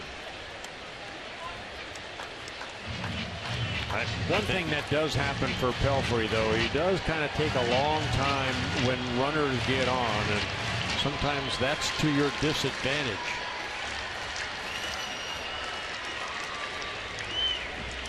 Two and 1 to Goes. 3-1. What you're seeing right now, he's trying to force that ball, where the first couple innings, nice and relaxed, let it go. Last couple, he tried to aim the fastball away, and that one he just tried to keep that ball down, but they're both out of the strike zone. Now he's in a hitter's count. I think the vibe right now is this could very well be Pelfrey's last batter. 3-1 to Goes.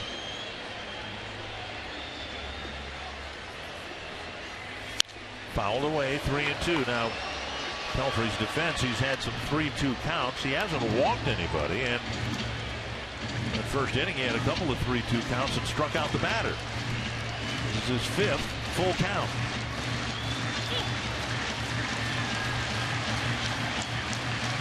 Davis had a full count when he lined his single to right. Again, Mike should be back on that pitching rubber. Let's go. Give me the sign. Let's go.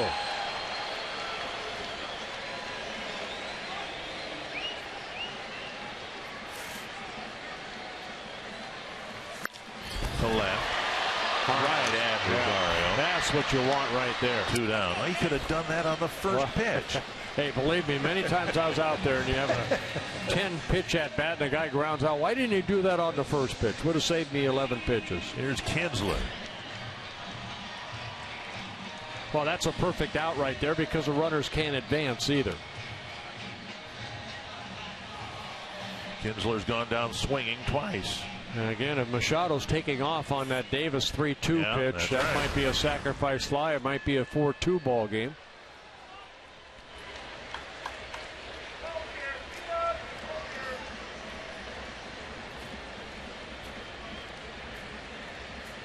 Two down.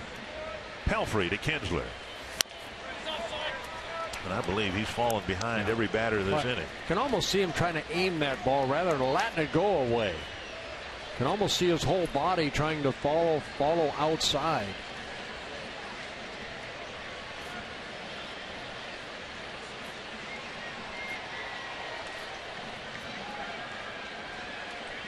Just keep the ball down. Grounded to Dozier.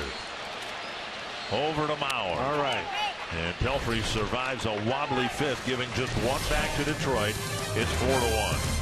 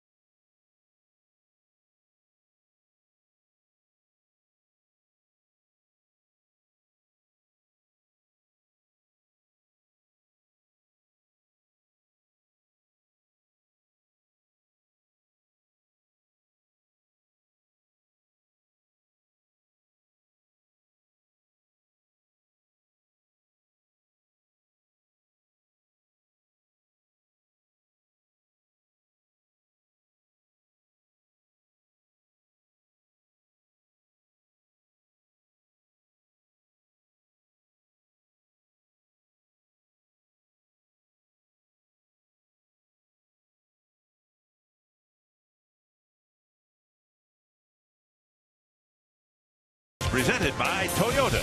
See where Toyota takes you. Test drive one at your Toyota dealer. Toyota, let's go places. By Sanford Orthopedics and Sports Medicine, for the everyday competitor in all of us. And by McDonald's, the classic quarter pounder with cheese only at McDonald's, and right now, just $3. 4-1 Twins. Brian Dozier to lead off the 6th inning, and there's ball 1. And that really hurt Boyd last inning. There's Mike Pelfrey working through 5 innings, and Paul Mahler. We'll see what they do. I think it's the end of the road for tonight. Well, go back to Boyd. You know, he was doing such a good job in the first 4 innings. 9 first pitch strikes of the first 12 batters he faced. And then in the 5th inning, when the Twins kind of opened up the door, he only had 2 first pitch strikes of the 7 batters he faced, and he walked the first 2. And now 3-0 to Dozier. Bauer and Sano will follow. The importance of getting ahead in the count. 3-1. Machado stays in the game. We're told that Romine left the game with right groin and soreness. So there's ball 4 to Dozier. Machado, in essence, the 3rd option at short behind Iglesias, Romine. Both of them hurt. Another leadoff walk for the Twins here in the 6th. Fox Sports North is proud to partner with Girls on the Run Twin Cities to empower girls to be healthy and confident. Join us for the Alaris Mortgage Girls on the Run Fall 5K on Saturday, November 14th at Harriet Island Pavilion. To register, visit foxsportsnorth.com and click on upcoming events. I bet you that's the latest distance running event in Minnesota. Middle of November. And the Thanksgiving turkey trot. I mean, it's November 14th. That's the 2nd weekend of deer season. I guess what you do if you run in those races, you run really fast to get as hot as you can. You know, probably don't slow down. You'll freeze to death.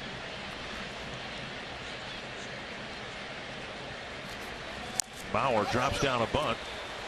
And the look at second, and the out at first. Dozier with a head first slide. Yeah, Maurer will get a sacrifice bunt, advancing Brian Dozier.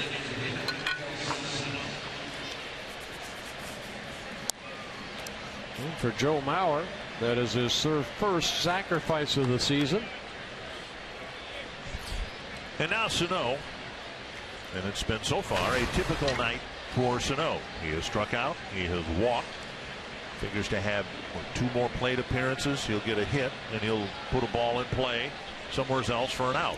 And that'll be the night for Miguel Sano.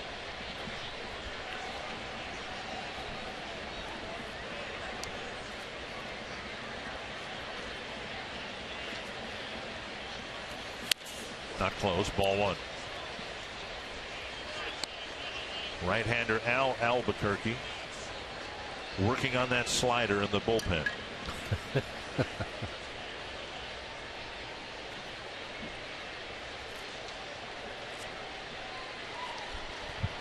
I think they're going to be very careful to Sano here. I'd be surprised if he gets anything too good to hit. First fastball down and way away, and that breaking ball down and in. Hadn't seen a pitch within 18 inches of the strike zone yet. 2-0. Plouffe on deck, and McCann to the mound. Yeah, to give Albuquerque a little more time to get loose. 4 walks in a ball game for Boyd, and 3 of them coming in the last couple innings. We're in the 3rd inning at Minute Maid Park, and Texas is leading 3-0.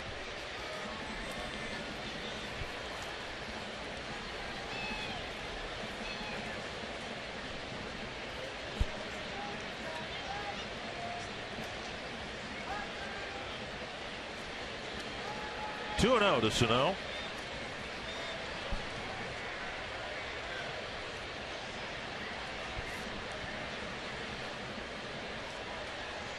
That's amazing. Sometimes you look at what Texas has been able to do as of late and what Houston has been unable to do and win ball games. Texas 8-2 over the last 10 ball games. Houston 3-7.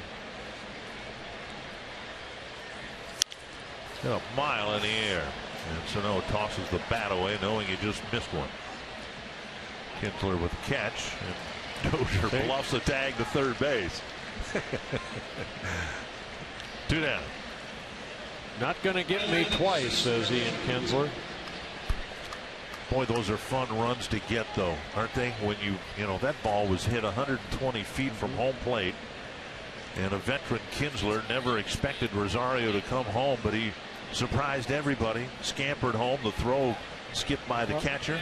Credit Rosario on going back and tagging up. A lot of times you'll see guys come off the bag. Oh, it's an infield fly. You know, I've got to go back. But Rosario was ready to tag up just in case. And now runner at second with 2 down, and Plouffe will try to get a 2-out hit. Twins have just the 1 hit. A 3-run triple off the bat of Rosario in the 5th inning.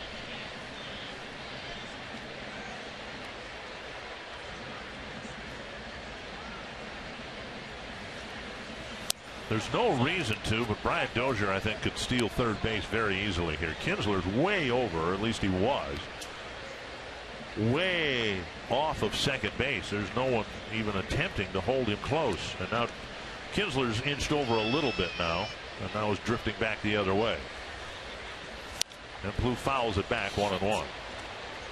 And he very likely won't try to steal third, but he'll be able to get a huge secondary lead at second base and score on a hit to the outfield. Yeah, ball hits the grass in the outfield, he will score.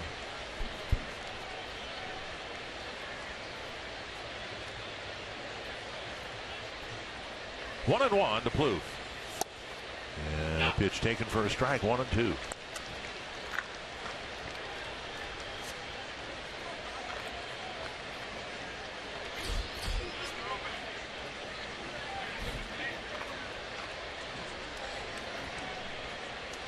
Torrey Hunter on deck. And Plouffe strikes out. Goes as bad as helmet. Twins got another leadoff walk, but this time in the 6th couldn't do anything with it.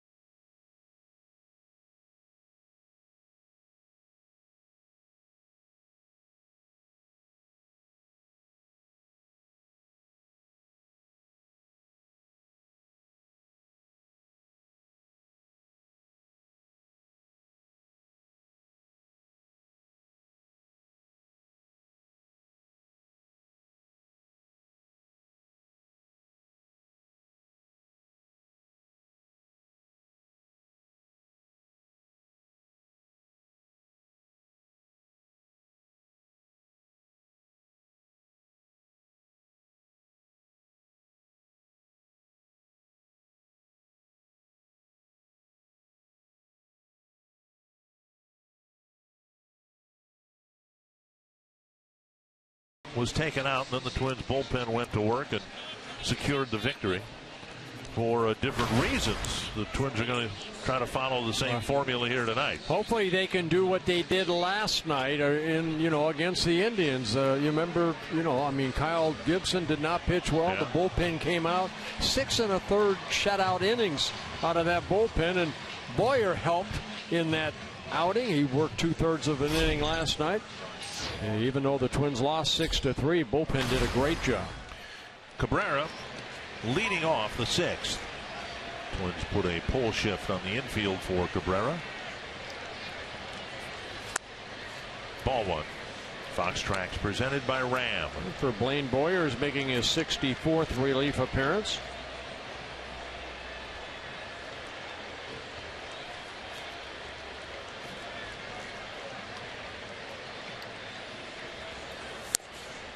And a strike call, 1-1.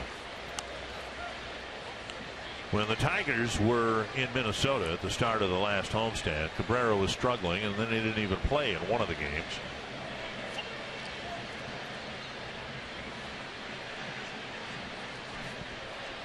And he was held out of the game here on Wednesday.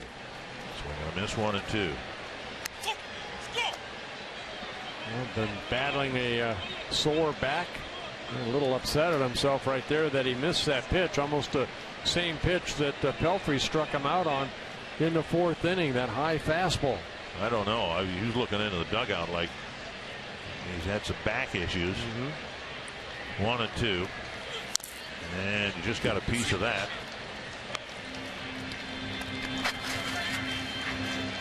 Maybe the greatest hitter of his era in terms of power, average, clutch hitting. And with a handful more at bats, he'll qualify for very likely his 4th consecutive batting championship. 1-2.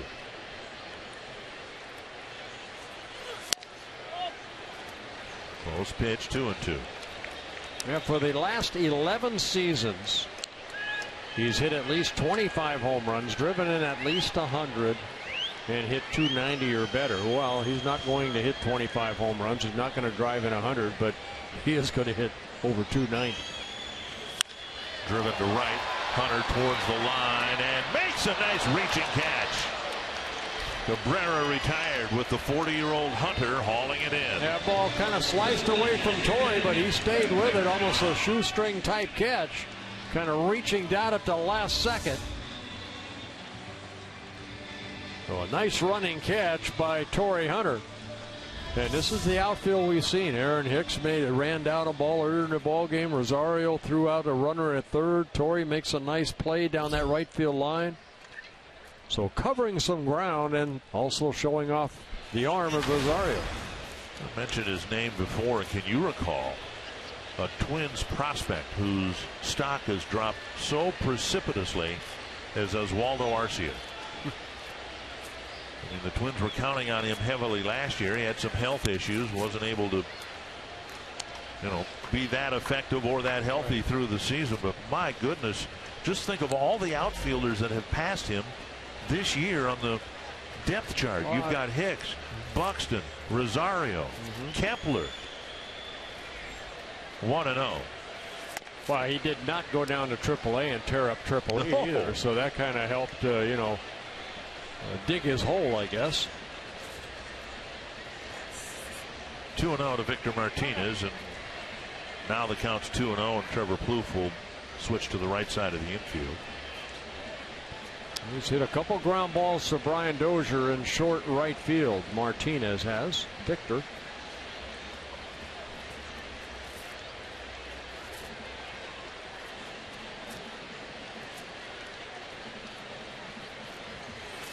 Hook foul. And let's check in with Marty Gellner. Well, guys, Torrey made that great catch against Miguel Cabrera there in the last out. Before the game, he told me he's refreshed, he's rejuvenated, his body feels great, his mind is great, and I asked him how that's possible late in September, and he said it's adrenaline. We're playing games for something. These games mean something. He said that's when your adrenaline takes over. That's your painkiller. Dickenberg, 40 years old, late September. He's rejuvenated and refreshed. That's pretty impressive. He is that. He's rejuvenated. He's a leader. He always will be, no matter wears a baseball uniform or not. But you know what? This time of the year, too, with that weather cooling down, if you've worked really hard all summer long to get through the heat, boy, the coolness just refreshes you. This hit to left lazily toward Rosario. Another 3-ball count for Boyer, but another fly ball out. 2 down. That'll bring up J.D. Martinez.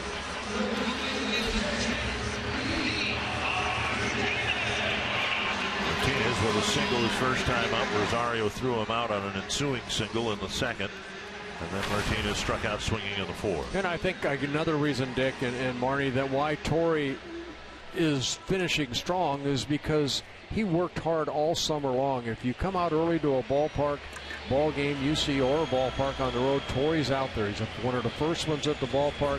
Make sure he gets ready for the game, not only mentally, but especially physically. And I think he would tell you that what he was going through in August was one of the worst slumps of his career, but that didn't change the work ethic. No. He still showed up, did all his extra work, and you have to do more work when you're 40 than when you're 30 to get ready to play anything. Here's a ball chopped behind third. Nice pickup by Plouffe, and his throw across, save at first base. Wow, that's a nice play by Trevor Plouffe, though, because that little short hop is nasty. And he knew he had to get rid of that ball quickly, and I wonder if they're going to look at it. If Joe's foot came off the bag right here, but look at that. Trevor had to play it, get something on the throw, the one hop, and a bang play. Joe had that right foot on the bag. So it's a 2-out infield single, and now Nick Castellanos, who has 2 hits for the Tigers. J.D. Martinez picking up his second single. Tigers out hitting the Twins 7-1.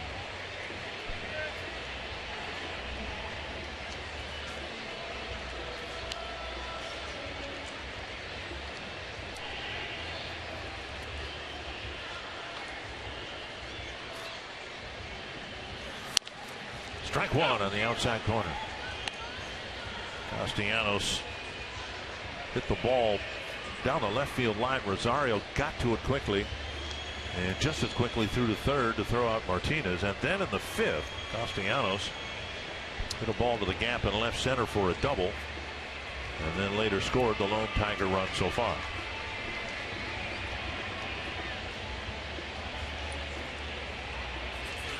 Swing and a miss, 0-2. You know, Blaine Boyer's been a nice find for the Twins. You know, he signed a minor league contract over the winter, came to spring training, a non-roster player, made the club out of spring training. He's put together a pretty good season. This is probably going to be another one of those games where Trevor May is not going to be available to the Twins. He went out for a bullpen session mid-afternoon today. 2 strikes to Castellanos. Swing and a miss, and Boyer pumps his fist. He's got a scoreless 6th, and the Twins have a 4-1 lead.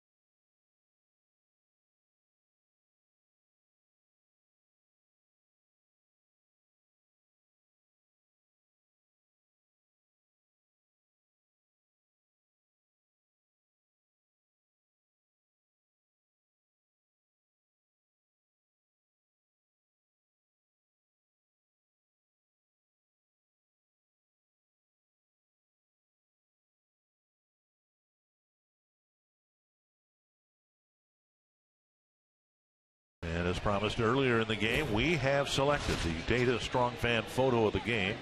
You can tweet your strongest fan photo to North Data Strong Fan for a chance to be featured in an upcoming broadcast.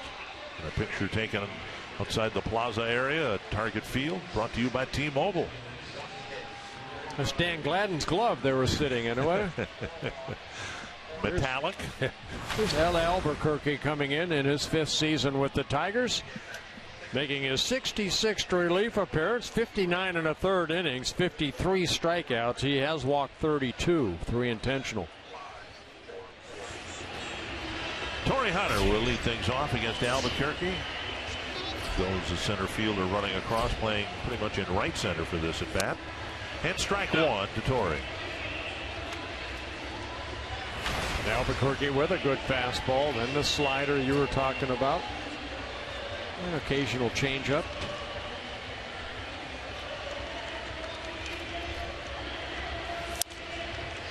And a pop-up over the Detroit dugout.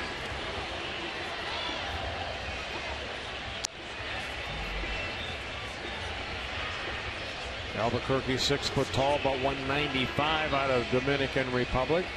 Originally signed by the Cubs back in 2003.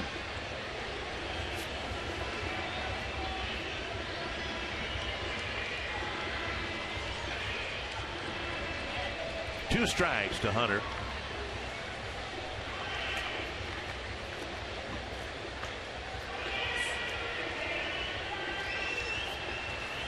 And in the dirt. The way the last few games have gone for the Twins, it's almost the way the World Series was last year. The starters asked to do so little. And in fact, with the exception of Madison Bumgarner, the managers last year just asked their starters, don't get us beat. Keep us in the game. Exactly. It's kind of the way the last few games have gone for the Twins. 1 down, Hunter striking out. And Eddie Rosario having a big game here. He's had 1 of each already. His 15th triple and his 16th assist. And he has almost as many triples as he has doubles.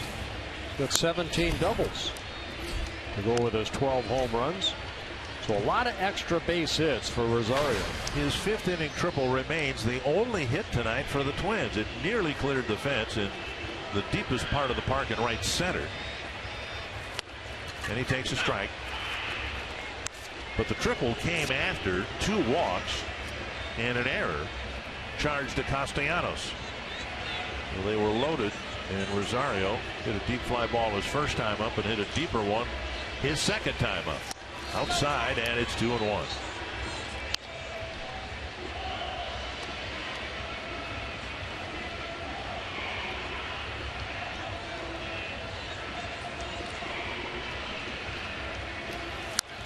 Well, you can't say the Twins have wasted their hits.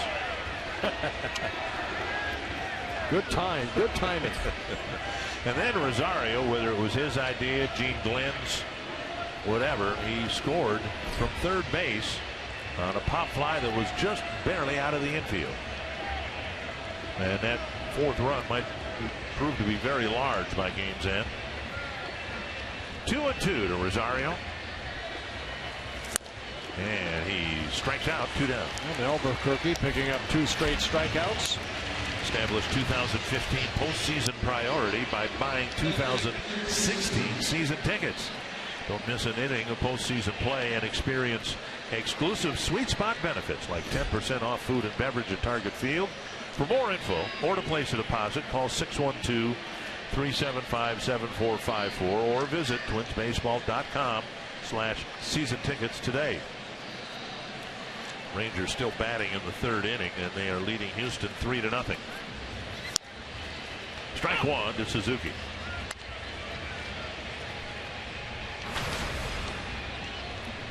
Suzuki walked in the 3rd, and with Rosario at 3rd, nobody out, did a little pop-up behind second base. 1-1.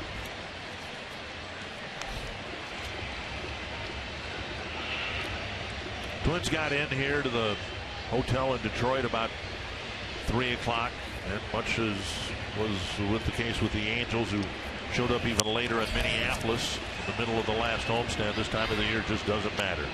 Get as much sleep as you can, get to the ballpark, and play a game. All right. Have all winter to sleep. like a bear. Some of us do a better job of that than others. 1-2.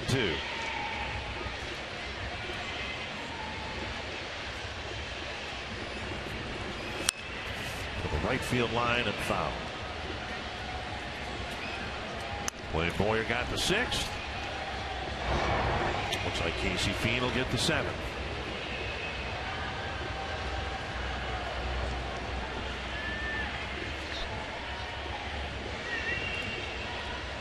One and 2 to Kurt Suzuki.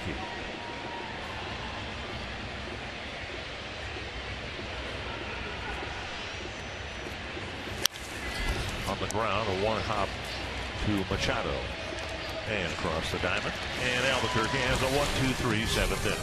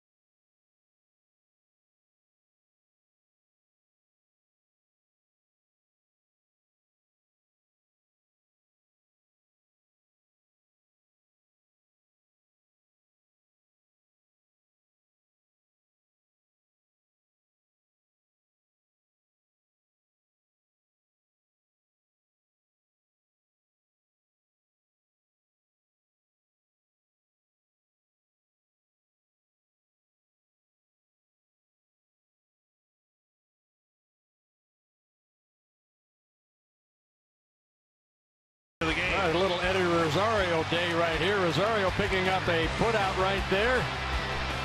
Martinez at third base, and then the Twins' only hit came with bases loaded. It's off the bat of Rosario. Almost hit his second grand slam, but he did clear the bases on his 16th triple of the year. And then tagging up on this short pop-up to Kinsler, and then touching home plate as that throw got away from McCann. And I think everybody in the ballpark was stunned that Rosario tried to score on that play, and no one was more stunned than Kinsler. Now the Twins getting 5 innings from Mike Pelfrey. He's got a chance to pick up his 2nd win in his last 18 starts if the bullpen continues to do its job. Blaine Boyer with a scoreless 6th, and now Casey Fiend gets the 7th. Yeah, Casey Fiend worked a couple shutout innings on Wednesday against the Indians in the 4-2 Twins win, making his 60th relief appearance. Bottom third of the Tiger lineup: McCann, Machado, and Davis. Check swing and a strike. Yeah, Casey Fiend, a former player that signed with the Detroit Tigers back in 2006. Pitched a little bit for him in 2009 and 10, but done a great job out of that bullpen. 1-1.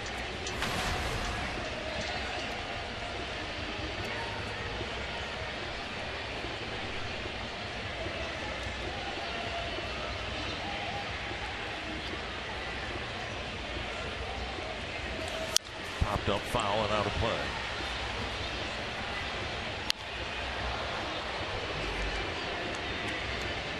Fiend getting the 7th, and then we'll wait and see, but it might be Glenn Perkins in the 8th, Kevin Jepson in the 9th. We don't believe Trevor May is available tonight as he came off the field after his bullpen session. I asked Trevor how'd it go.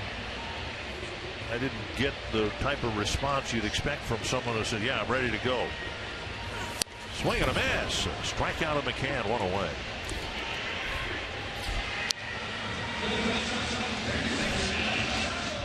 Well, Fiend, a pitcher that we said before will go right after you. High fastball right there. McCann swinging through it. J.C. Fiend, who does not walk hardly anybody. In 60 2/3 innings, picks up his 39th strikeout. Now Machado. Foul back.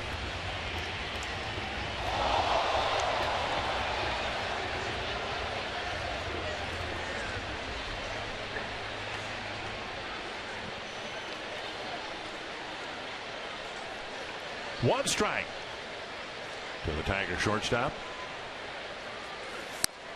Might be seeing a lot of Machado for the balance of this series. Jose Iglesias, Brad Ausmus said before the game, likely done for the year with the broken finger. Now Romine left with a sore right groin. Swing and a miss, 1-2.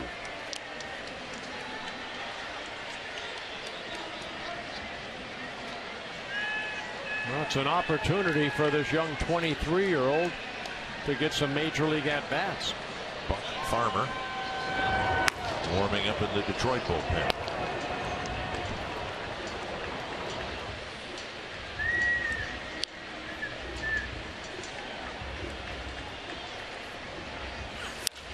That's into center field, a base hit. Not hit particularly well around the trademark, but a one-out single nonetheless here in the 7th, and that'll bring up Rajai Davis. The wait is finally over. Two legendary heavyweights meet for the first time. Josh Barnett takes on Roy Nelson in a long-awaited matchup. Plus, it's the biggest challenge yet for Uriah Hall as he takes on Gegard Mousasi. The UFC Fight Night is tomorrow at 9 Central, only on Fox Sports 1. Here is Davis. A liner to center and a base hit to right field. Strike one. Tigers out hitting the Twins 8-1. And the only run they had was on an out. And too bad the game doesn't result on that column. Let's go left. It says 4-1. Twins ahead. With just one hit. Yep. And the one hit directly or indirectly leading to all 4 runs. A triple and then the short pop-up that was a rule to sacrifice fly.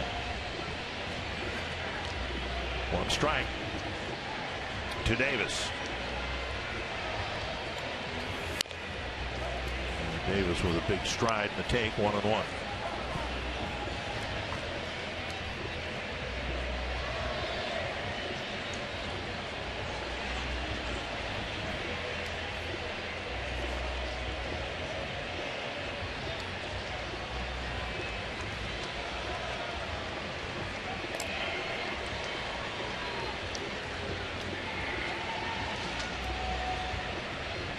Out in front of the Royals 3-0 in Kansas City. Royals celebrating last night their first division championship since 1985. Yeah, congratulations to the Royals. 1-1 to Davis, and a ball lifted foul out of play. And Daniels giving some of his regulars the night off in tonight's game. The Royals still have something to play for. Right, that's where I was going. Yeah.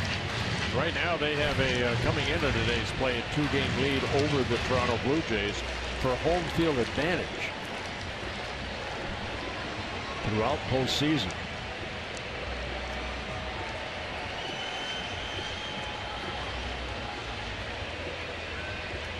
One and two. 2-2. Well, the Twins won the World Series in 1987 and 1991. They had the old system where they just rotated home field advantage from league to league, and then within that from division to division.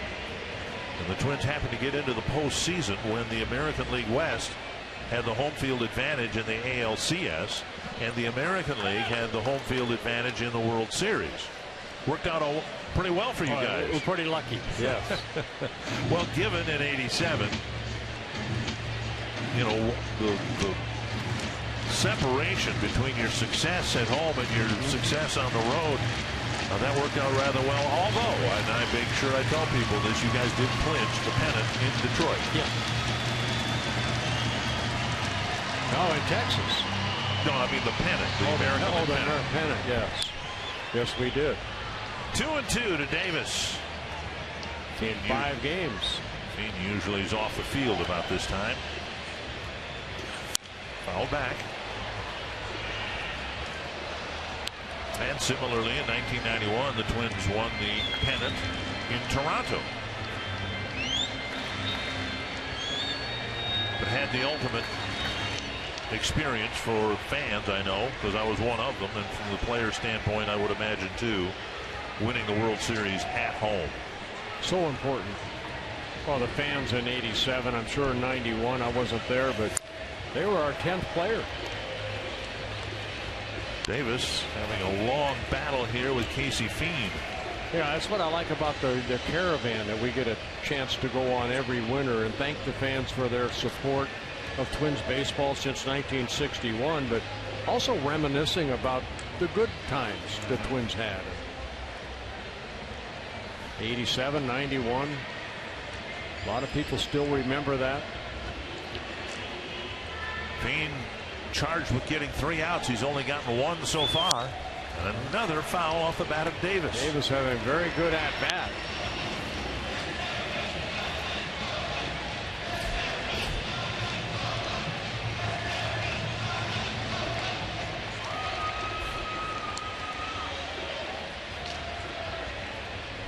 Fiend has walked only 7 batters in 60 appearances. So you know he's going to be around the plate. 16th pitch of the inning. Another foul. Casey coming right at him with fastballs.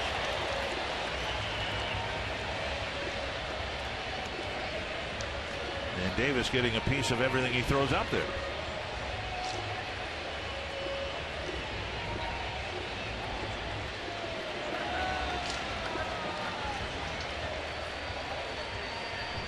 Fox Tracks presented by Carrier. Another 2-2 pitch to Davis. Wasting some good baseballs. Well, look where the pitches are, though. They're all up. You know, Casey usually is down around the knees with his pitches, and these are all pitches that, whether they're in the strike zone or just out of the strike zone, they're all up. And this will be the 10th pitch coming to Davis in this at bat. Casey pitched for the Tigers in 2009 and 10. Only 9 ball games out of the bullpen in 2009 and only 2 in 2010. 6th 2-strike foul. After Detroit, he signed a minor league contract with the Houston Astros organization. And then signed a minor league contract with the Twins in 2012 and came up later that year. And he's been very steady. Last 2 seasons, 73 relief appearances each season. Very durable.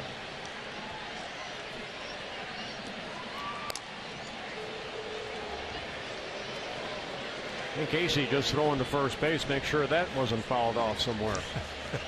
So you get Davis swing at that.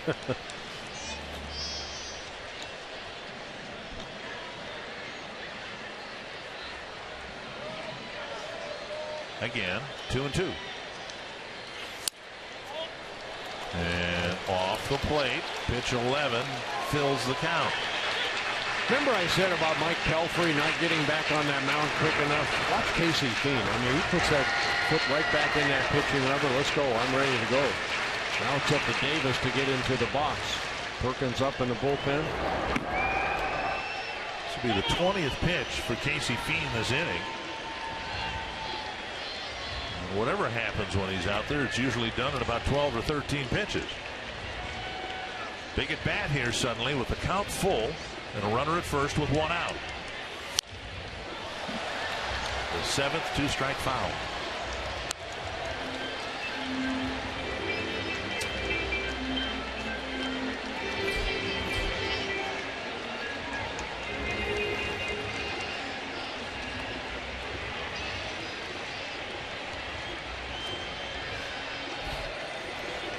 You would think, wouldn't you?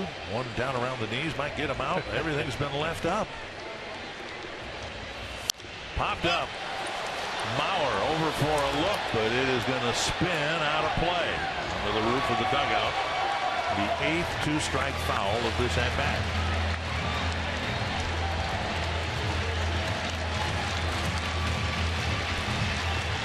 Quite a battle here.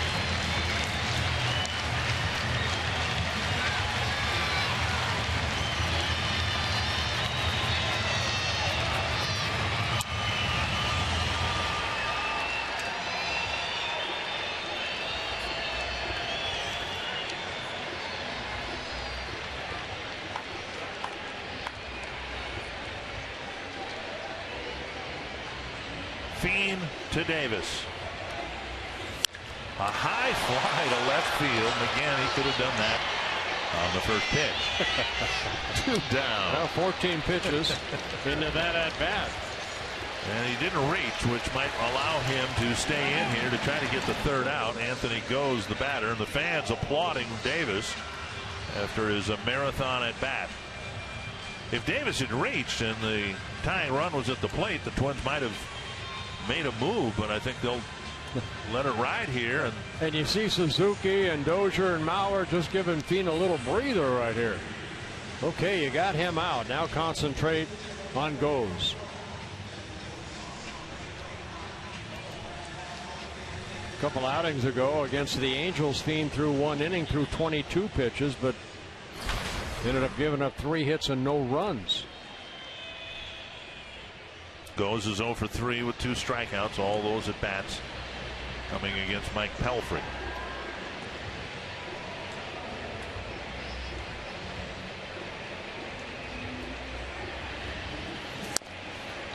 There's one down low, but too low. Ball 1. Goes came into the game hitting .417 against the Twins, but he's 0 for 3 tonight.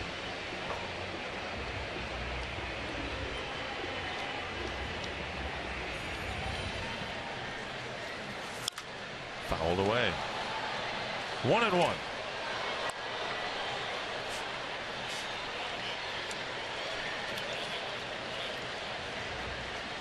A lot of souvenirs given away this inning. Off the bat of Davis, one right there by Goes.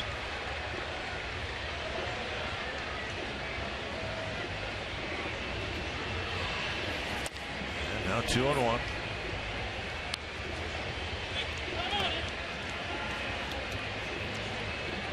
Wants a different baseball. Let's try to pick up win number 79.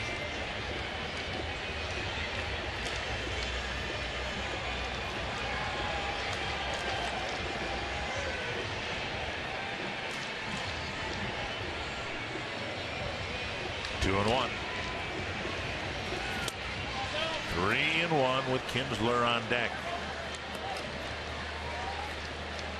And here you go, Fiend back on that rubber. You know it's going to be a fastball right here. How many will Goes foul off? Oh, a rare walk. A walk. And now Kinsler comes to the plate representing the tying run.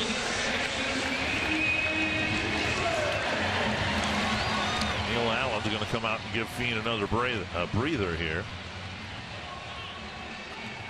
14 pitch at bat, and although Davis ended up flying out, making an out, he's extended Fiend beyond his normal pitch per inning range. And now a dangerous hitter in Kinsler, and an even more dangerous one, Cabrera, behind him.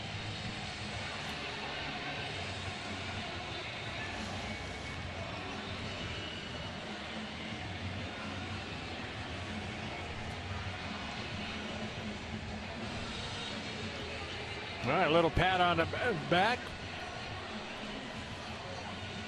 The Tigers got a run in the 5th, but they had a chance for a lot more when 3 of the first 4 batters got base hits. Pelfrey goes and Kinsler hitting a ground ball to Dozier to strand 2 runners, and now Fiend will try to get him here to do the same thing in the 7th. Yeah, Kinsler 3 for 9 against Casey Fiend with a double and a home run. Blasted to center. Hicks back and over. He won't get there, and the ball bounces over the wall for a double. Only 1 run will score. And the Twins get a huge break in that only 1 run will score. But now Cabrera comes up with the tying run at second. Well, Kinsler jumped on that first fastball and hit it to the deepest part of the field here at Comerica Park. It was almost like a double that Castellanos hit the turf and then bounced over the fence. So Goes has to go back to third base. And the Twins will make a pitching change with Casey Fiend maybe exhausted figuratively after the long at bat by Rajai Davis. The next batter walked, and Kinsler teed off on the first pitch he saw. And the Tigers will bring Cabrera to the plate with the tying run at second.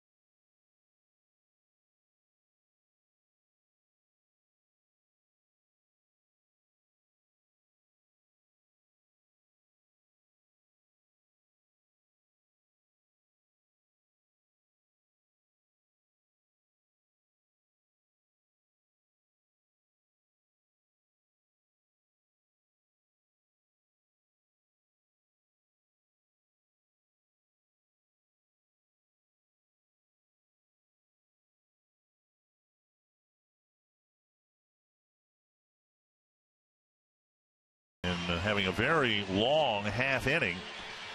Couple of hits, a walk. And Glenn Perkins will come in to try to put out the fire in the 7th inning. Well, this could be power against power right here, because Perkins with that good fastball, hard slider. And Cabrera, even though he has had an offer, you don't like facing a great hitter in a situation like this. Cabrera 7 hits and 25 at-bats against Glenn Perkins. 2 on, 2 out. And Perkins misses ball 1. That was an issue with throughout Pelfrey's outing. The Tigers haven't seen a lot of first pitch strikes here tonight. Well, what you do have first base open, even though Victor Martinez on deck. And Perkins trying to overthrow that fastball. So the slider down and in, missed, and then the fastball away. 2-0.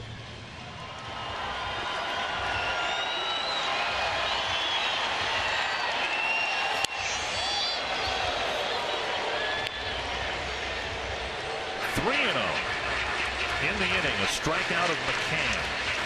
Machado with a single. Davis, after a long at bat, ended up flying out, but then a quick walk to Goes, a quicker double by Kinsler. Cabrera will have the green light here, but he takes it for ball 4. And there is a walk that now fills the bases for Victor Martinez. Told you about Martinez's issues from the left side, but of course he'll hit as a right-handed batter against Glenn Perkins. Yeah, 6 for 18 against Glenn Perkins with a double, couple doubles, and a home run. Tonight, as a left-handed batter, 2 bouncers to Dozier and a fly to left. As a right-handed hitter, Martinez hitting .341.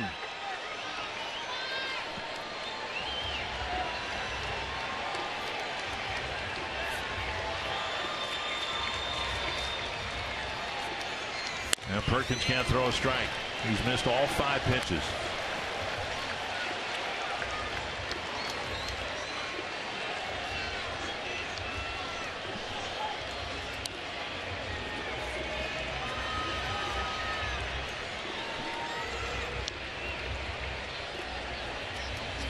One and 0 to Victor Martinez. Base hit left center field. It'll tie the game. Cabrera rounding second, and he'll go to third, and we are tied now at 4. When you fall behind on the hitter and you have to come in with a fastball, Perkins gave him that fastball, and he lined it into left center. So a 2-run double for Victor Martinez ties the game at 4 apiece. Fastball, and Martinez, you can see about chest high, jumped all over it. And Hicks has to hustle to get over there and get it back in. We saw Fiend throw out his outing, leaving pitches up. And Perkins leaving pitches up. And Martinez teed off for a game-tying double. And now another pitch up, foul to the screen.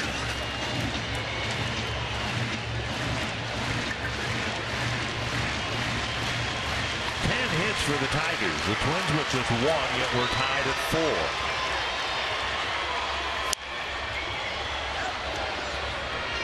Oh, and 2. All 3 runs here in the 7th. Charged to Casey Fiend. Perkins responsible for Cabrera and Martinez. J.D. Martinez just 1 hit and 6 at-bats off of Perkins.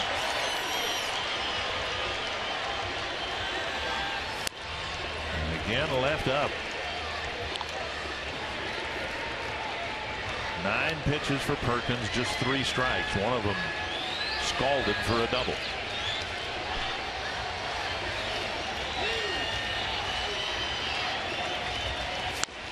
Slider got him, but the Tigers tie it up. A couple of doubles in the 7th, and we are tied at 4.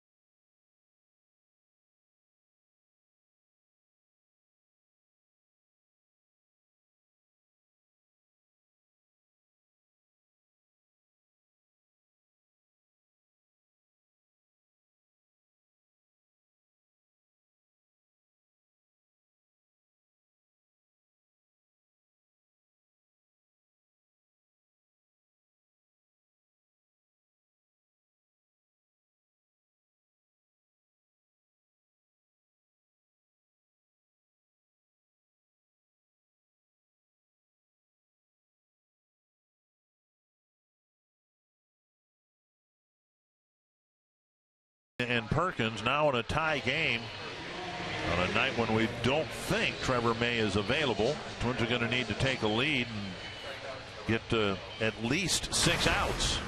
Alex Wilson coming into the game for the Tigers. Yeah, Wilson, very good slider, making his 59th relief appearance in his first season with the Tigers. Prior to that, with the Boston Red Sox. Escobar will lead things off. Drove in a run with one of the shortest sacrifice flies you'll ever see. Outside, ball one.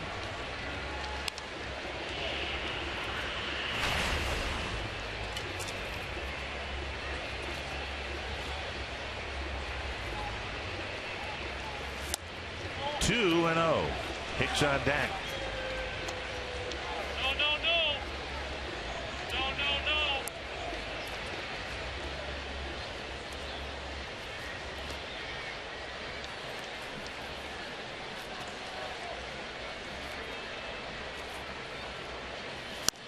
And a strike, 2-1. Now Wilson coming over to the Tigers from the Red Sox in a Rick Porcello trade. Wilson, 28 years old.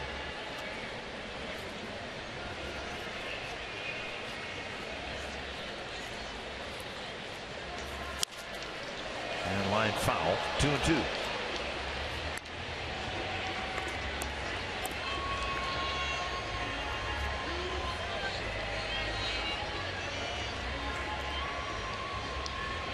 Getting the first 4 runs back in the 5th inning.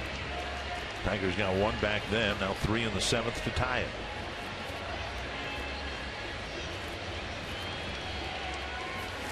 Escobar pops it up short right center field. J.D. Martinez over to glove it, 1 away. Go back to our carsoup.com trivia question. Somebody on Twitter gave me a really good answer. How about Ichiro? Ichiro, yeah, that's who I was going to go with. And Ichiro is going to end this season just 2 months short of enough hits to get to the 3,000 mark here in the States. In the States, yeah. Here's Hicks looking for his first hit.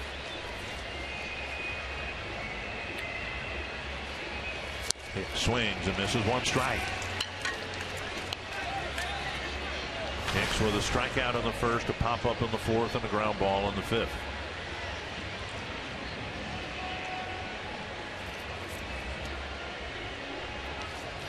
Twins haven't done much of anything offensively. 1 hit. And now up and away. The hit came after 2 walks and an error to start the 5th inning. And it was a triple off the bat of Rosario.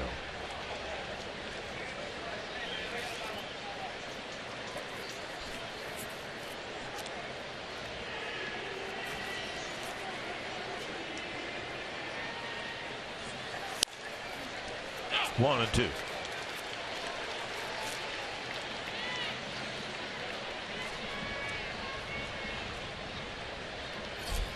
Dozier on deck.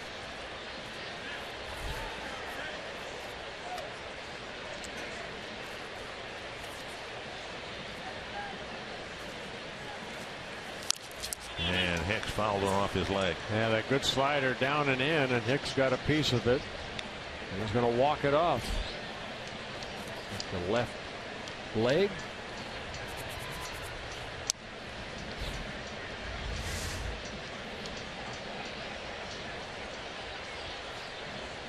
Outside of the back leg.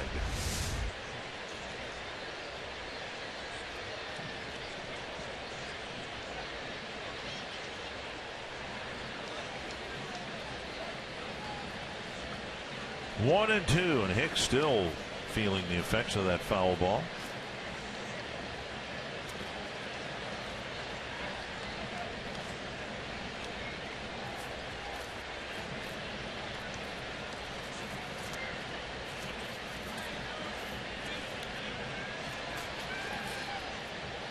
One and 2 to the Twin center fielder.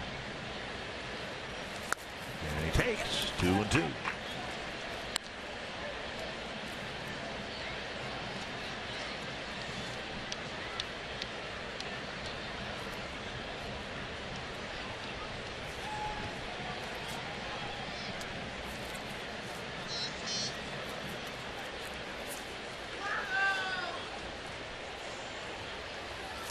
Inside.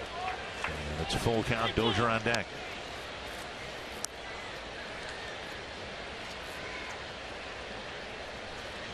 Shin-Soo Choo's just hit a 2-run home run. It's 5-0 Texas.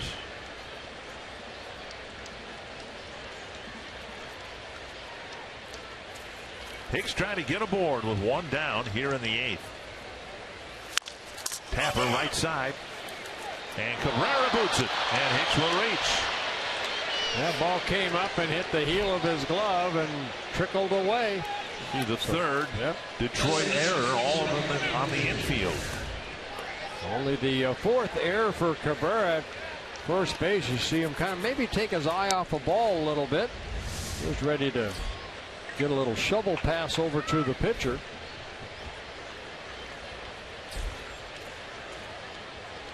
Hicks has some speed. He's got a dinged up left leg because of the foul ball. We'll see what, if anything, the Twins try to do in terms of putting a play on here. McCann very good throwing catcher behind the plate.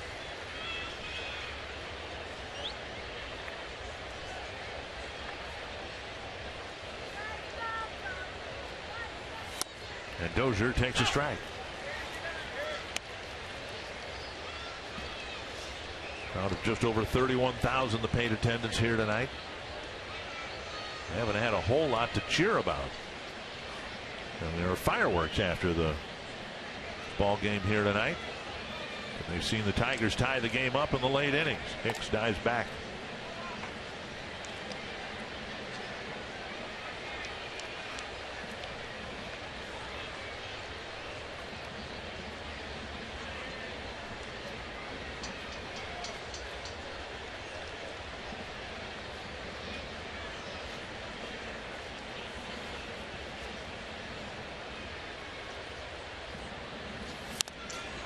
Check swing and a foul over by the Twins dugout. Now 2 strikes.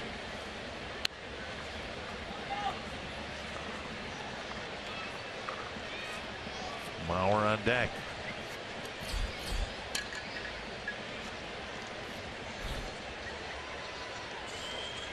Twins trying to retake the lead here in the late innings.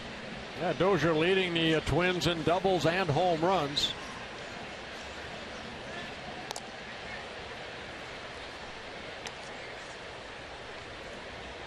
This is one of these ballparks, Comerica Park. If you throw the first base as a pitcher, you make sure you hit the first baseman's glove.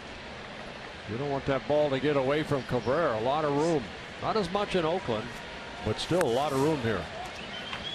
Blocked by McCann, 1 and 2. Hicks is the team leader in stolen bases with 12 in 15 tries.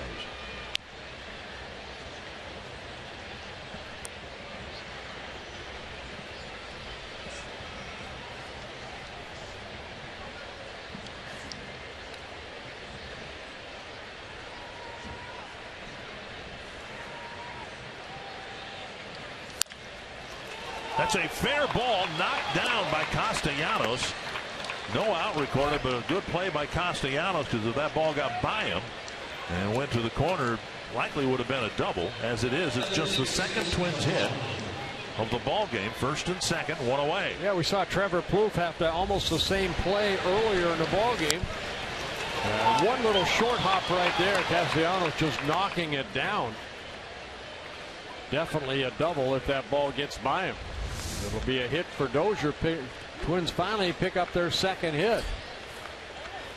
And now Mauer in a big spot here in the 8th inning. Hit into a double play in the first. Hit a ground ball to Cabrera in the 4th. He tried to bunt for a base hit, but was given credit for a sacrifice in the 6th. This is where Twins need a big hit right here off the bat of Joe Mauer.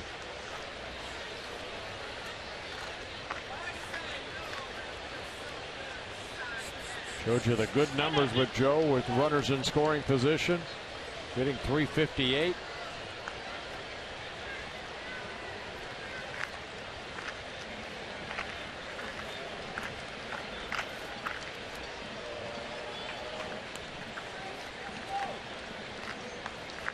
First pitch to Mauer.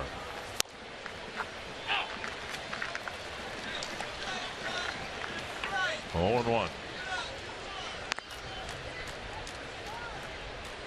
It doesn't seem like the average should be that high. He has 65 runs batted in. Yeah, Joe 0 for 1 against Wilson, but he has also walked a couple times against him. Soft line drive caught, and just getting back at first is Dozier. Nice play by Machado and a quick release to Cabrera, and they nearly doubled off Dozier. Yeah, he kind of had to get around Aaron Hicks, who was kind of taking a lead, and he's able to get that ball before it hit the turf. And Dozier alertly got back. So Mauer out number 2, and here comes Sano to a leadoff walk in the 5th when the Twins scored their 4 runs.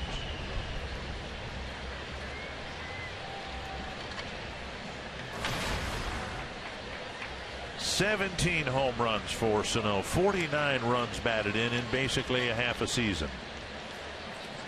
This is his first at-bat against Wilson.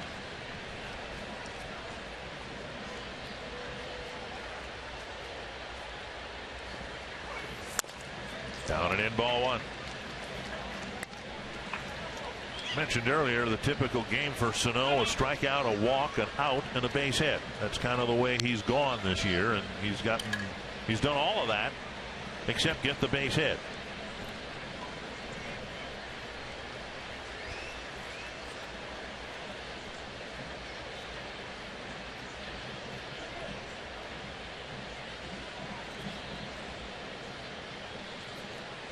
Big spot for the rookie.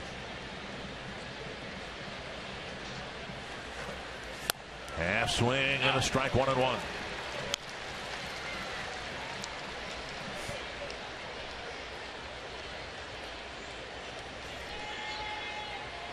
Wilson showed him the fastball down and in, went to his out pitch and at the slider.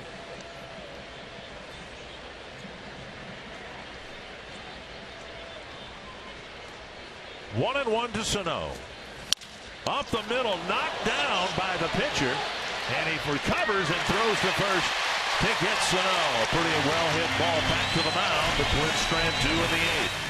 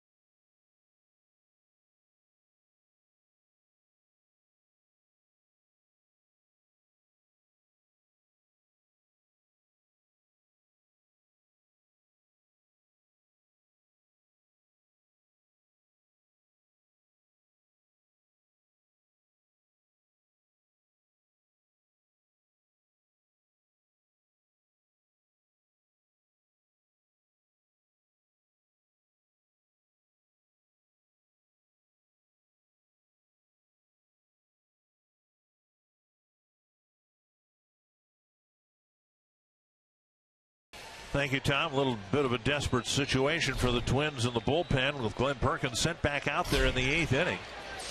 And the first pitch hooked to left. And it'll be another extra base hit against Perkins. A 2-run double for Victor Martinez. Now a leadoff double by Nick Castellanos in the 8th. Yeah, Castellanos picking up his 3rd hit on his 2nd double. Had a ground rule double in the 5th inning and later scored when he led off that inning. And jumping on that first pitch off of Perkins at second base with nobody out. So Perkins leaving a lot of, that's fastball right there, about thigh high inner half, and Castellanos pulling that ball. Rosario gets it back in quickly. Now bunting situation for McCann.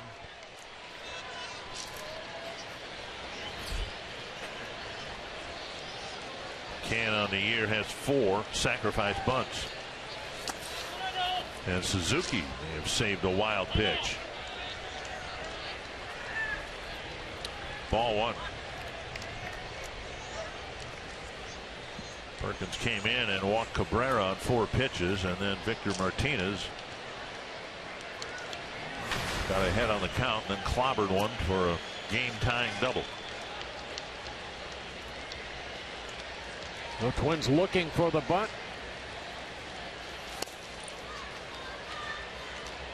And that ball missing inside is 2-0.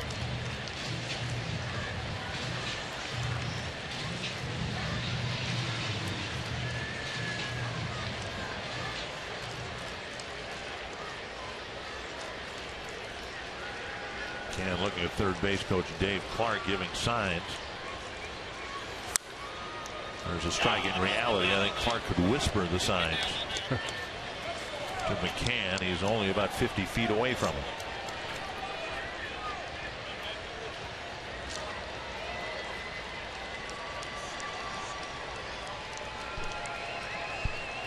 Two and 1 to McCann.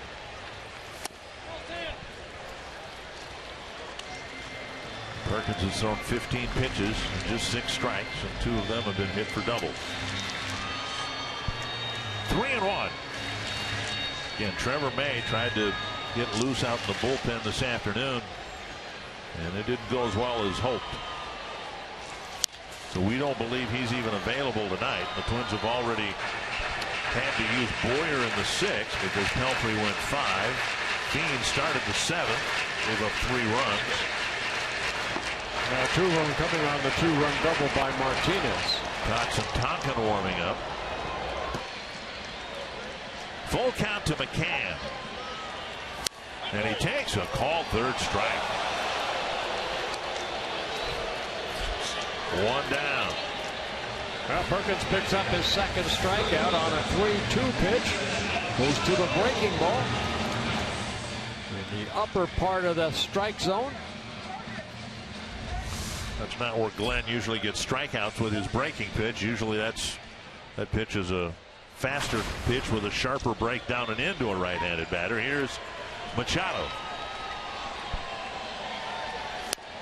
Strike 1. Machado delivered the 1-out single in the 7th against Casey Fiend that eventually led to the 3-run inning. Entered the game when Romine left with a groin injury. 1 strike. 2 strikes again with a breaking ball. That's at least 3 straight sliders from Perkins. And that was not a very good swing, so can you repeat that same breaking ball?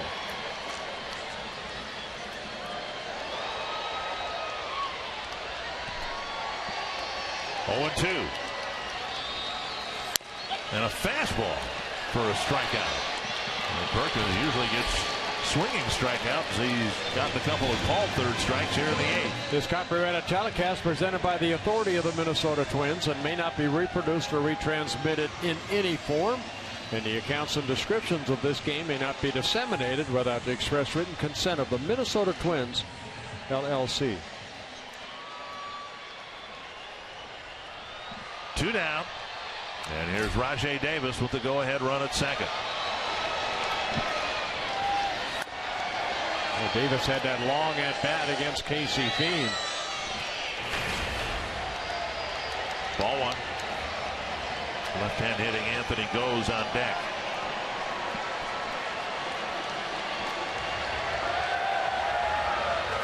Swing and a miss on the slider. Perkins backing that off to 80 miles per hour. And a pitch around a leadoff double here in the 8th inning.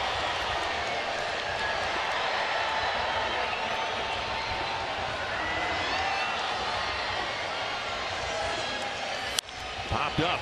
Mauer chasing it in foul ground near the tarp and sliding into the tarp.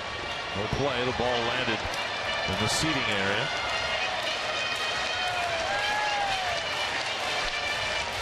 And it's 1-2.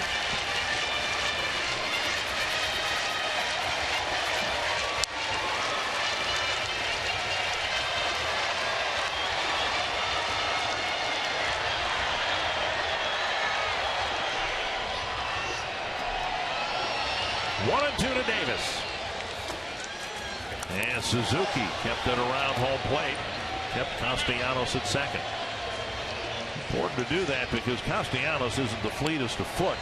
And if there's a hit to the outfield here, it's not a cinch that he would score.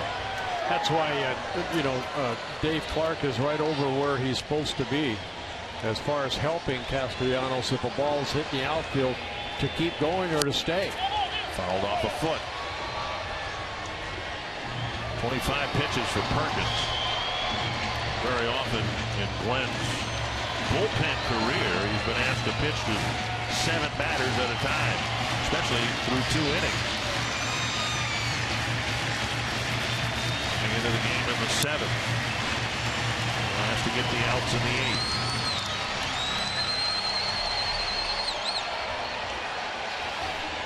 Two and two to Davis.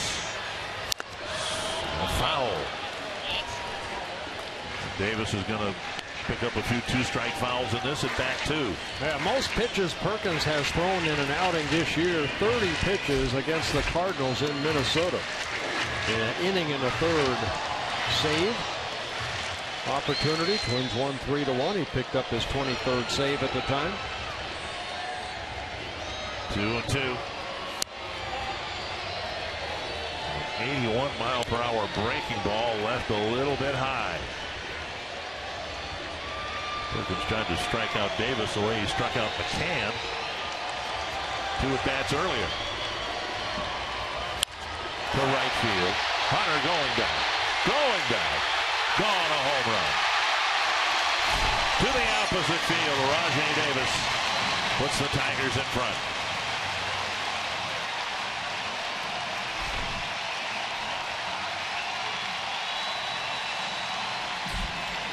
Well, he left a pitch up, and Davis went the other way. His 8th home run of the year, a big 2-run home run.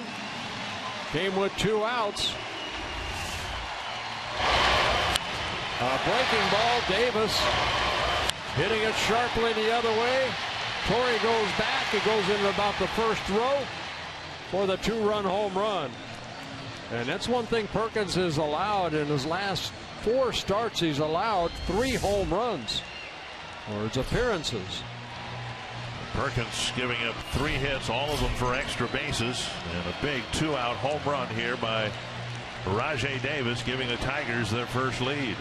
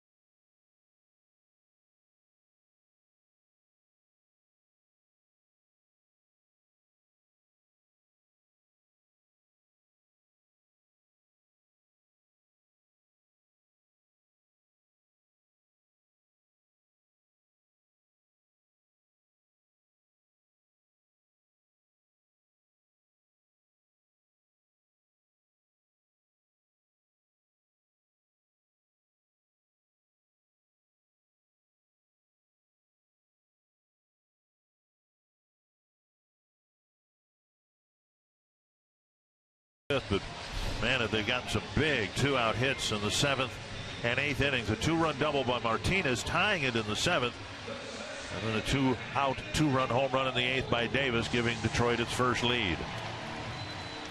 Well, Neil Kotz will be coming out of the bullpen, making his 15th appearance, 3rd straight game that Kotz has been out on that mound. Worked in shutout inning against the Indians on Wednesday, 2/3 of an inning yesterday, making his 15th appearance.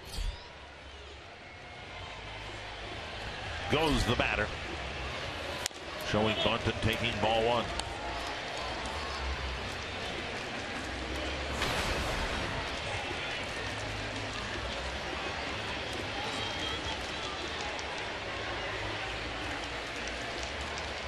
Goes hitting just 169 against lefties, and that's why once Davis got up there and Perkins fell behind him and first base was open, almost half expected the Twins to go ahead and walk him and go after Goes. Now there are options for Brad Ausmus to pinch hit for Goes, certainly. 2-1.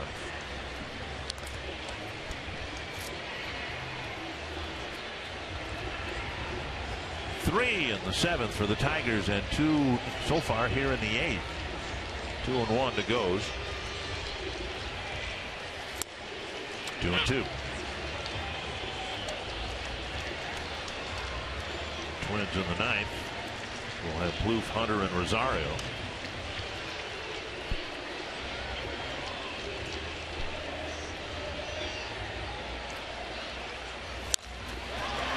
And another late inning hit for the Tigers.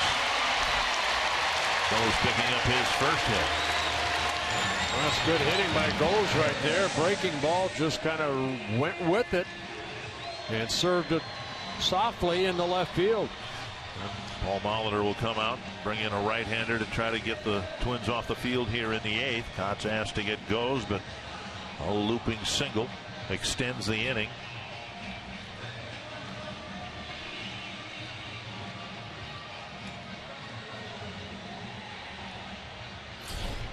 Twins having a hard time getting outs late in the ball game here. They're still 1 out short of getting out of the 8th inning.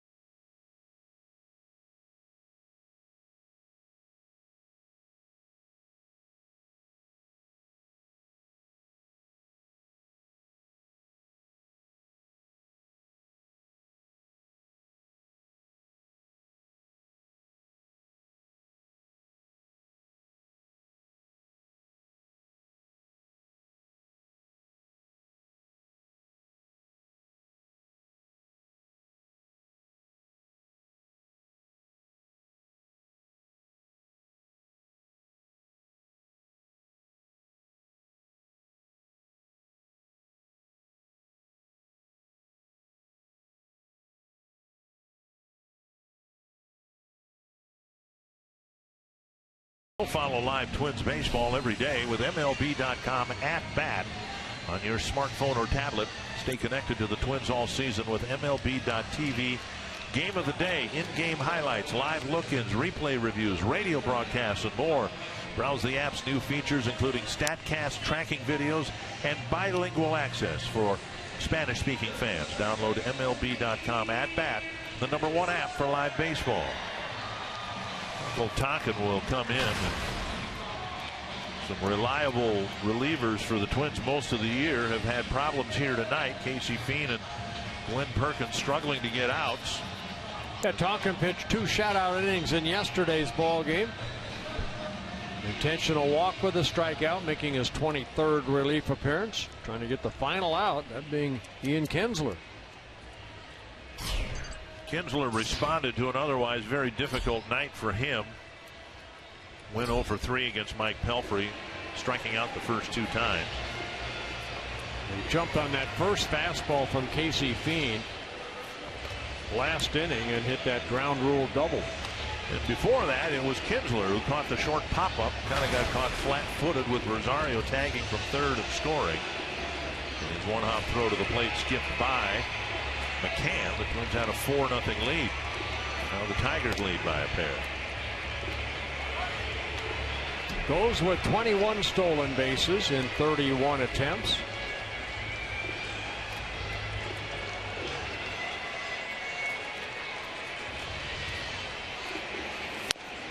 And the pitch is up.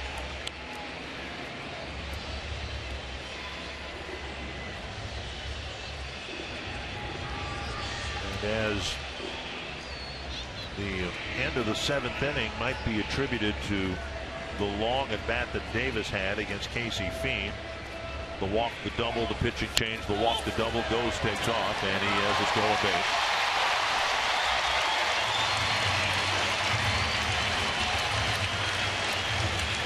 As everything that happened toward the end of the 7th inning, and now Suzuki may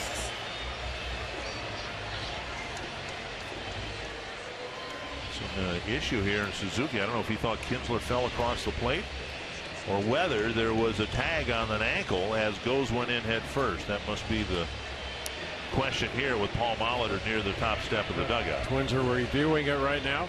And I think they're going to take a look at that.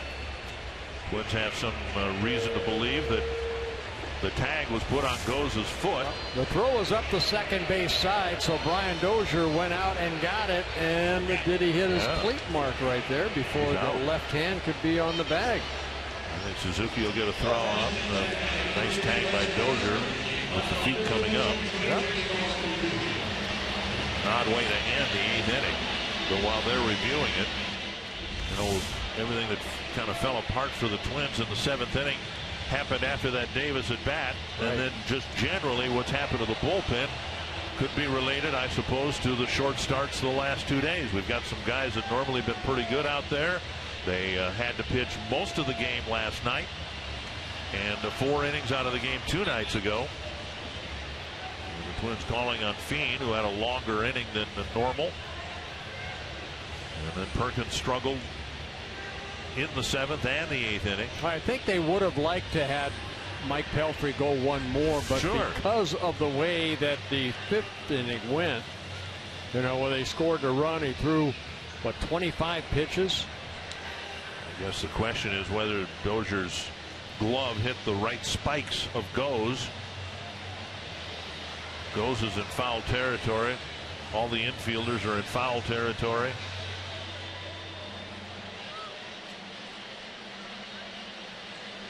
Well, you just need to see contact, and if they could slow that down, which they will do.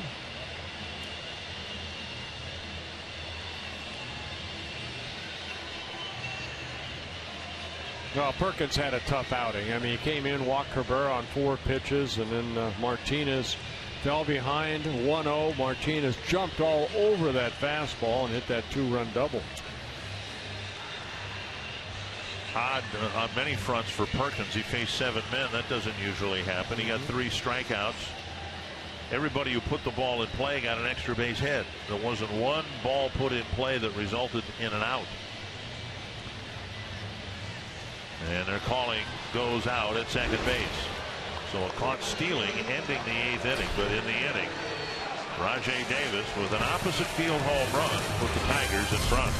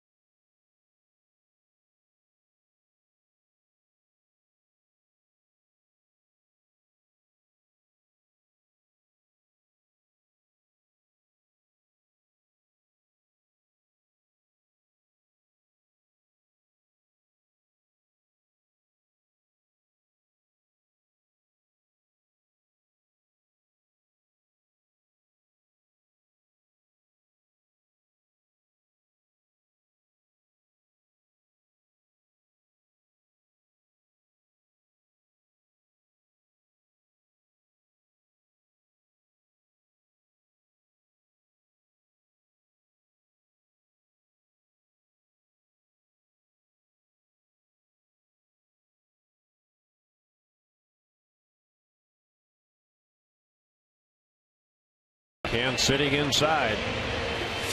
Popped up right side, and Kinsler retreats. 2 down, and that'll leave Rosario. Rosario's coming home, and he will score. Eddie Rosario tagging on a fly just barely onto the outfield grass, and Rosario makes it 4-0. He wanted to get Escobar an RBI right there. I think we saw that by that it was not Gene Glenn, it was Rosario that took it upon himself to try to score, and he did. That a good sounds of the game. 6-4, and the Tigers are going to send Neftali Feliz out of the mound to try to pick up a save. Feliz with some closing experience with the Rangers, and he's the latest guy to run out there. He'll face Trevor Plouffe, Torrey Hunter, Eddie Rosario. He has 8 saves on the year, 2 as a Detroit Tiger. Strike on the outside corner. A few days ago, the Tigers sent Bruce Rondon home. Cleaned out his locker, told him to go home because they didn't care for his effort, his level of effort. 1 strike. And now Plouffe takes a ball. And as dramatic as that move was, it was supported by Rondon's teammates. And so whether it's Brad Ausmus or whoever's going to manage this team next year, interesting scenario with Rondon, who for the last several years has been considered to be the closer of the future for Detroit, but he couldn't even finish the 2015 season with the team. Well, a lot of talk here in Detroit is he kind of let himself go. He wouldn't run, he wouldn't get in shape, and complained a lot. 1-2 to Plouffe. And a foul away. The Twins need to get a base runner on and have somebody hit as big a home run as the one Davis just hit for Detroit. Yeah, when you have a youngster like Rondon, got outstanding stuff, 100-mile-an-hour fastball. I mean, this is either a wake-up call for him, or if he continues to be the way he is, kind of tells all of baseball, hey, this guy doesn't really care. Fly ball hit to center, hit right at the center fielder. Goes 1 down. Another night game tomorrow. Our CenturyLink What's Next. Tyler Duffy, who's been outstanding for the Twins, will take on Alfredo Simon of the Tigers. Yeah, Duffy has been a good shot in the arm for the pitching staff. Hopefully he'll keep that going tomorrow night. Hunter 0 for 3. Trying to get on base for Rosario. To right field, and caught by J.D. Martinez, 2 down. Pretty well hit ball, but slicing to the right fielder. He got a good jump, made the catch, 2 away. Yeah, ball just stayed up a little bit, allowed Martinez, J.D. Martinez, to come in and make a shoestring catch.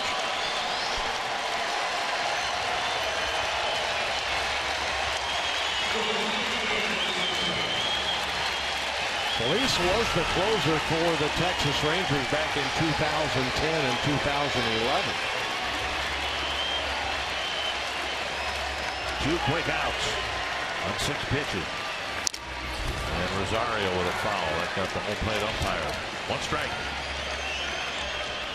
Twins with just 2 hits. Rosario with the biggest hit, a bases clearing triple in the 5th. And then he scored on the short pop-up that we showed you. And it was 4-0 Twins. Mike Pelfrey only gave 1 run back in the 5th, but Twins decided Pelfrey had enough after 5 and started turning the game over to the bullpen with, well, not even mixed results. Blaine Boyer had a scoreless 6th, and then it just kind of all crumbled after that. And foul, 2 strikes.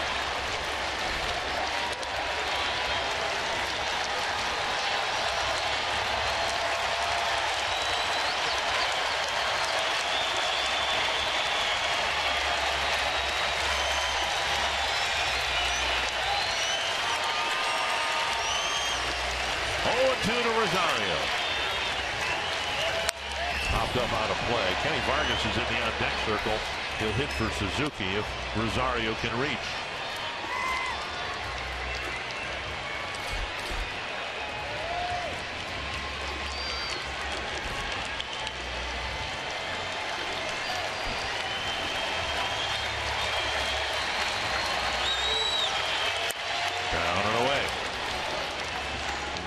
the Eddie Rosario show through the first 5 innings. His triple, tagging up from third.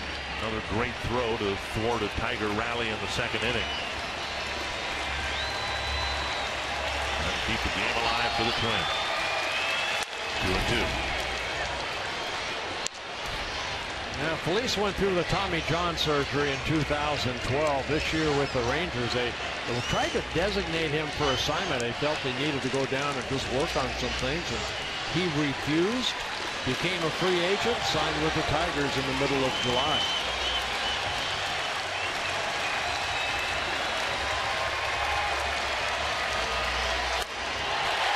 And the Tigers come back from 4-0 to beat the Twins in the opener. Tom Hanneman and the Twins had this game right where they wanted it going into the 6th inning, but the bullpen, normally reliable, has been worked over a lot lately. And tonight, the Tigers were able to come back and beat the Twins.